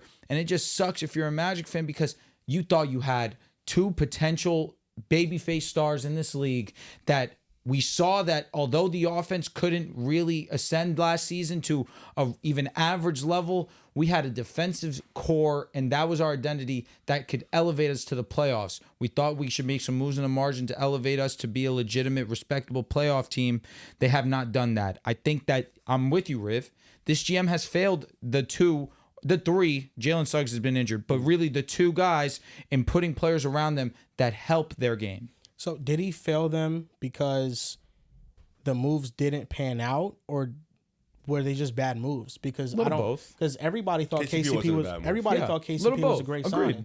You know, we all thought this team was going to take a leap, and I mean, Howard, just being honest, Anthony Black. This team did take a leap when Franz was alone. They were playing amazing basketball. They were a top 5 seed in the East, and I don't think this is an isolated issue because you said 19 and 15 when it was just Franz. No, when just Paolo off the court. I don't know how many of those games Franz played. I'm assuming he played most of them. Imagine she gave me the answer. This is not just an isolated problem though, because last year when Paolo was on the court, they had a 112.8 offensive rating and they had a -0 point differential. When he was off the court, they had a +9 and they had a 117 offensive rating. So this is now a 2-year sample size of the Magic are clearly better when he is off the court. But the issue is, in the playoff series, he was easily their best offensive player. Yeah, without a doubt. And that's why, but it's also, you have to think about is like, was that playoff series outlier shooting that we're not going to see on a consistent basis? Because it was just what it was. He did start the season 7 in games. God mode. It's one of the best defenses in the league. Yeah. And which is what gets ultimate respect. Although when Mobley was matched up with Banchero, he struggled. He held him to under 40% from the field. I'm not surprised. because the shot diet was similar. It wasn't like he changed nothing in his game. Just sucks because the sample size is small. We're talking about 7 games compared to like basically 100 games if you look at this year and last year. Started this season. It's the most important 7 games, though. It was absolutely. Yeah, No, I mean because- I'm not out on Paolo. I'm not selling Paolo stock, but it would be kind of silly just to ignore it. You know what I mean? Like, Yeah, because like for me, it's less about the teammates and more about the Paolo and Franz fit. I know that everybody's kind of scared to overreact to this duo because I think people did it with Boston, but I think Tatum and Jaylen Brown fit much better next to each other because Tatum is a player that can fit around anybody. Tatum has always been a great 3-point shooter. Tatum can play a backseat role. Franz Wagner, because he's not a good shooter, he cannot play that same role. And Paolo, he is not a shooter either, so he can't play that same role. So we have 2 players that they can't take a backseat role because defenses don't respect them on the perimeter at all, and it just congests the entire floor. yeah, I mean, and also when it was Boston, like they also had like other guys, right? Like you had Kyrie there for you had Kemba, so it wasn't as. They obviously had a bunch of responsibility too, Sound like but they also had point guards to kind of back them up and guys that could But go how and long get have we been buckets saying too. that, Riv? We've been saying, don't even go get Trae Young. Don't get LaMelo Ball. All we're asking you, go get Anthony Simons. Fucking sitting on our hands. Like, you're telling me that they couldn't have taken those picks of Anthony Black and Jet Howard and used those to go get Anthony? Probably wouldn't have been Anthony, but yeah, I'm with you. You know what I mean? I'm with you. Like, come But on. That fake would have been overpaying for Anthony. I only mean the 2. Exactly. Like, even if that's We the don't case, even know if Portland wants to trade him though, I feel like if the right offer pops up, they would because say he's yeah. like their best player. 2 Yeah, but first-round Anthony picks. He ain't, no offense to Anthony, he ain't no top 20, 25 player where you sitting there like, if a team offered me You the get 5th 2 overall first-round pick, I'm saying picks. no. That's a dub. Nah, I'm definitely like, if they just offered me Anthony Black's pick, like not Anthony, but that pick, I'm like, okay. Like, yeah. Like, I Just can the see 8th that. overall pick for a 25-point per game score. Was I it can see that. 6th? Oh, no. Anthony went like 7. I thought he was 7. 6 because he was the pick after 6 Asar. between 8. So if it was a 6th overall pick, I mean, at that That moves time, me. Anthony Simons, he had a run where he was averaging 26 a night. I don't blame you. I You mean, I don't you don't disagree. trade that just for the 6th overall pick. 26 a night on Portland? It was 20. I think it was the 6th pick and either the 12th or the 13th Yeah, pick. Jet was a lot. You do both. If I'm Orlando, Or like that was a the no-brainer. 6th pick in like 2 seconds? I don't know. I think we overvalue picks more than the front office because the draft picks are a crapshoot. Yeah. I They mean, could now. very well get a bad player like Orlando did. I mean, yeah, you're looking at it, hindsight, yeah, but like I don't think they would have took Anthony Black, you know, because they kind of took Scoot. It's true. And like Anthony Simons was averaging 25 points per game. I won't disregard that. It's on Portland. Like, how can you really value that? You know, He's also just a great player, though. I think Anthony. you're probably right. Yeah, like I think he's just a really good player. Like We could be overvaluing both. because Scoot Denny was only went for a singular first. Denny's a really all-around good basketball player. Scoot Anthony's- was same draft as Anthony Black, right? Yes, he was. So we're talking about them was 2. drafting 3 rookies in the same class. Yeah, they sucked. So They still suck. Yeah. that's true. Yeah, I don't know. I'm playing better. Yeah, that was, you know, like I don't see a world where we're sitting there thinking Portland's not sitting there really thinking about like, all right, let's try to get maybe if we think he's that valuable, fine, let's try to get a little bit more. I really like Anthony Simons is a really good player. I don't think he does nothing for Portland down the road. Like, I don't think he's gonna be there. So get another lottery pick. I don't remember who else went after Anthony. I don't remember. So. Case and Wallace also went after. Bilal Coulibaly easily could have been a pick for the Portland Trailblazers. It's like there are picks to be made, and if you want to, Scoop Bilal. Jet was pick 11 also, so they had 6 and 11. And after Jet Howard went Derek Lively, that could have been a pick for the Blazers. On a lesser scale, Cam Whitmore. Lively went after. No, the Jet? 10th pick. Lively went after Jet. The Oh, 10th. before. The 10th No, was he- actually Lively because They They traded. traded. You're yeah, 100% they right. traded. You're 100% right. Yeah, the Dallas Mavericks got Lively at 10, but no, I mean, there's definitely picks to be had there, but you're not getting the best out of all your rookies if all of So them Case are like went drafted 12, so if I'm not high. mistaken. I just think with Orlando, there's reports that the GM doesn't make phone calls, so he very well is not doing nothing. But I felt like we came into this season thinking that Orlando was gonna have a great season. I feel like we came into the season thinking that this team was gonna make a leap. So I think saying that the GM did a bad job when we all thought he did a great job before the season is a little disingenuous. I Because mean, you could just argue those 2 picks, very, very low key. The picks of Anthony Black and Jet Howard set them back. they have not panned out 100%. Especially Jet Howard. I think Anthony Black here or there he shows 'Cause flashes. He supposed to be plays the well. shooter. But Anthony Black when they drafted him couldn't shoot. Yeah, he couldn't. He couldn't. I agree. At all. So like Bad that process. that was not. We were. A good I mean, pick let me to not make. say, I wasn't overly optimistic about it when they drafted him. But you also thought that Suggs wasn't going to take that shooting leap either. They also banked I on believed him. in Suggs because he had those April runs where he was shooting the 3 ball. Yeah, it's just like we all thought that he did a great job. I think right now it's the team and how they're fitting. I think they're you're thinking to yourself, hey, listen, we're hurt, we're injured, and the team we see with 1 star on and 1 star off, the production is completely different. It's just about merging those two and finding a way to play cohesive and play together. Yeah, just get spacing for the love of God, please. Somehow, Because some way. is the next avenue for them, like what would you do first if you're the GM? Would Wendell you Carter bring in a players? package. Or would you bring in a new coach with a better offensive philosophy? I think Jamal Mosley's fine. Players Coach. first. Yeah. I think you package one of your bigs. Try to get a couple vets. Go maybe. get me some shooters. Yeah, get some Teams- guys that are proven because you're banking a lot on like. I try to make a call for Corey Kispert. See what I can Cool. do. Yeah. Wendell Carter. for Wizards Kispert are in the second. business of giving away players like Denny. Who knows? Yeah, I think just get some proven guys who can shoot. I think that's the number one thing. Now the Celtics are playing the Cavaliers this Friday. We will be on playback, I think, or we'll be on playback tomorrow for the Bucks Nuggets game. Friday, we'll see, to be determined. But nonetheless, the Celtics have a 2-1 series lead. The first 2 matchups, really 2 of the 3 matchups, we have not seen the full versions of either teams. Who knows if we're going to see it this Friday? But do you think this game, if the Cavs are healthy and the Celtics are healthy, this is a must-win game for the Cavaliers? Cavs guy. I thought you were gonna go. Nah, I don't think so. I don't think it's a must win. I think it's important. I think certain games like this you wake up for. I think certain games like this definitely matter, but must win in the sense of if you lose this game, this completely takes you out the window. Nah, the Cavs have showed all year that they have been the best team in the world. They've shown all year that they're 45, 46, and 10. They've been dominant all year. It would definitely be nice to go in there if both teams are healthy. Definitely try to get that dub. We'll see if DG does play Friday night. But I don't think it's must win. I think the Cavs right now, you're looking at Boston. They're the juggernaut. You're looking at Boston. They have the veteranship. You're looking at Boston like those are the guys in your way.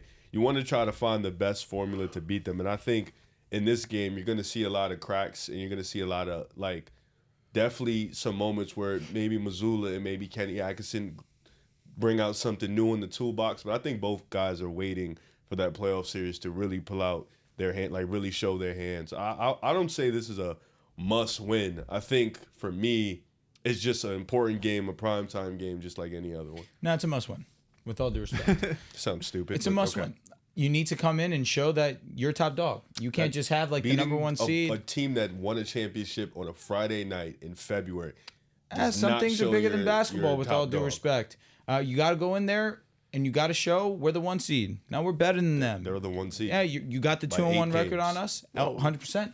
Six. Hey, It might be like Those 6, like yeah. five. no, I regardless of how think you want to 41 shake versus it, 47. they're the 1 seed by a good enough margin. But who has the season record? It's the Boston Celtics. So if I'm the Boston Celtics, I go into that series with confidence. Hey, you guys got the number 1 seed, but we still beat you guys when we play. That's why if I'm the Cleveland Cavaliers, this is a confidence game for us. This isn't one that we're sending a message to the league. No, the message has been sent all season long, but on a pure respect for themselves and showing what they're made of to themselves. No, you need to go out there and you need to beat the Boston Celtics. This is a must win. I don't think, it's random Friday night. You guys can try are great. To spin it Nobody's how saying you you're want. not. Must win when they're 48. Yes. If you're the Cavaliers, game. Cavaliers, I don't want to hear it.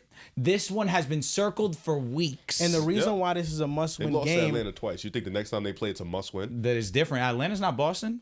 Okay. Atlanta's not Boston. I think the You dynamic think the is Lakers different. are showing up for Denver the way that they're showing up for the Jazz? No. Yeah, they've owned you guys.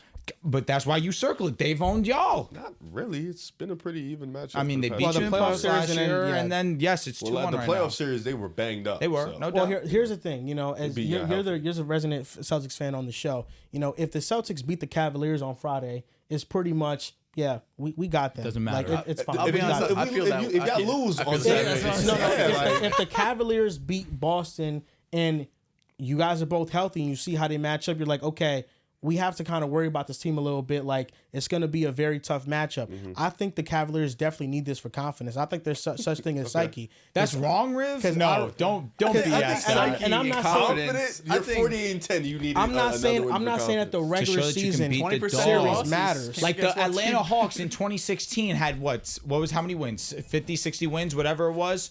But they Their best player was Al Horford. 100%, but they were playing winning basketball in the regular season. I'm just saying, like, the regular season series, we know overall it doesn't matter. It's not a thing that we're going to look at when evaluating a playoff series. But overall, when you play a team in a regular season that you know you're going to have to meet in the playoffs and beat them to get to the NBA Finals, there's an added level of motivation. And that's why every game that these teams have played this year, they felt like playoff games. Now, I know regular season series doesn't always matter because when the big three Nets, I'm talking about before KD, Kyrie, and Harden, I'm talking about with Paul Pierce, KG, and Darren Williams, they swept the Heat in the regular season, and then in the playoffs, the Heat beat their ass, right? So we know the regular season series doesn't matter all that much, but there are some moments like when the Pacers versus the Pistons and Malice in the Palace, the year before, the Pistons beat the Pacers in the playoffs. And the Pacers that year thought they had a better team. And Reggie Miller in the interview said that we were beating that team. And at that point, we knew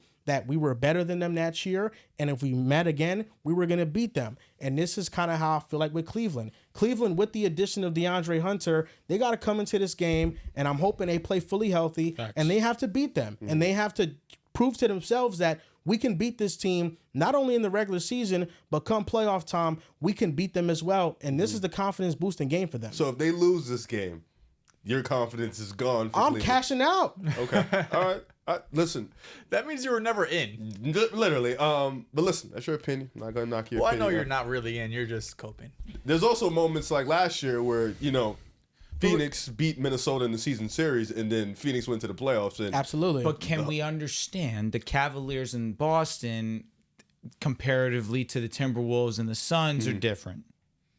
sure, This is an ECF matchup. Who's the favorites to win the title this year? Boston. Correct. Were either the Suns or Minnesota favored to win a title? No. That's kind of where I'm at. Who's favorite to win the East? It's the Celtics. It's If you're the that's what I'm Cavaliers, saying. we have You think- We're the one the seed. Cavaliers You have think a if they- sizable. okay. The Cavaliers have a sizable This is funny. 1C lead over the I'm with you, Celtics. well. We're Right. getting disrespected. Nobody's picking us. So if the Cavs win Friday night, you think the odds change? No, to put it- No, Oh, but if you're the okay. Cavs, you feel Wait, like, hold on, yeah, hold we on. can bang with them You're- in a series, no think doubt.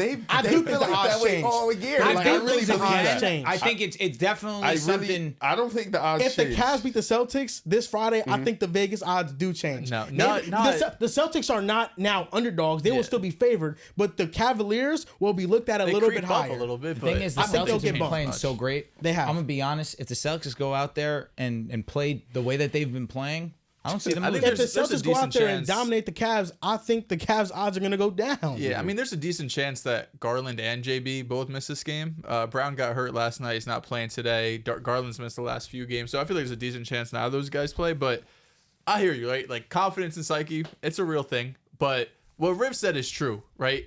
Kenny Atkinson Joe Mazzulla, they're not about to show their hand right now. They're not about to go out there. I think of it kind of similar to last year when Boston and the Knicks matched up in April, right towards the end of the season, and the Knicks blew out the Celtics, and it's just like Boston, or even another time, Boston and the Bucks played late in the season. Milwaukee blew them out, but Boston just wasn't doing anything. They weren't showing any weird coverages. They were just playing some very bland, vanilla stuff on offense and defense, knowing that there's a chance we see these guys in the playoffs, so we're not going to give them any ammo. What the Lakers did a couple, like last week against Denver, you don't really see that, right? Like JJ Redick said, I didn't sleep for the last 2 days game planning for these guys. You don't really see that in the regular season. So I don't think either coach is going to put like, I won't say they're all, because obviously they're going to try to win the game, but they're not going to have these schemes and, these tendencies in place like they will in the playoffs. So I don't think it's a must win for Cleveland. But it definitely matters more for Cleveland, right? For Like sure. if Cleveland goes out there and gets dominated by Boston, that's going to matter more than if the opposite happens. If it does happen and Boston gets dominated, I think people are going to, rightfully or wrongfully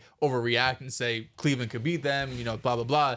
But psyche does matter, right? And for a Cleveland team that I do think is getting a bit disrespected, because although they're favored to go, or, we're expecting them to go to the ECF, I know this panel thinks that they can beat Boston, but I feel like a majority of people around the NBA thinks it's still Boston's conference, even though they're 6 games behind the Cavs right now. Champions. They should be, but I think Cleveland probably takes that personal. They're like, what do we have to do in the regular season to prove? So you're not losing That's any kind of our confidence. point. If That's the kind of what Cavs- Joel and I are saying. If the means it Cavs matters lose, you're more not to losing Cleveland, any for sure. confidence in the Cavs. I'm sorry. Say that again. If the Cavs lose this game, and it's pretty clear that the Celtics, they were just way better. Overwhelm them. You're not losing any confidence. No. But none of these games have really been blowouts. No, they haven't. all So been that's why it'd be, dogfights. if they got blown out, that'd be. But like, I'm saying oh, you could lose like a 5-point game and know that That's you the thing, we kind of haven't seen didn't. the Cavaliers you get were blown dominated. out. Yeah, we haven't true. seen them get blown out this year. Okay, see. I'm good. Like They Facts, brought up that this I'm matters. good. Yeah. Confidence is there. Like if they lose this game tomorrow night, yes, Friday. it's Friday night.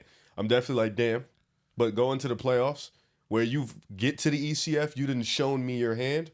I'll be more comfortable. Like I'm good. But if they win, maybe my mind's in the Like if thought they of win, I'm gonna like if they win Friday night, what is gonna change? I'm gonna feel already how I felt Are you before gonna the game. tweet? no. Nah, I can't tweet. So maybe that's where it is, Joel. What you're saying is where my mind's at, and why I feel like, yeah, if I'm the Cavs, this is a must win for me, because it does mean so much more to them. does. If the Celtics lose, they're like, oh man, you know what? I think it matters Get to back Boston too, the though. next I hope game. it It means a lot matters to to them. them. It matters to I them. genuinely don't believe this is maybe me just not thinking too hard. I don't believe a team that is 6 games above Boston. They have 47-48 wins. Yeah.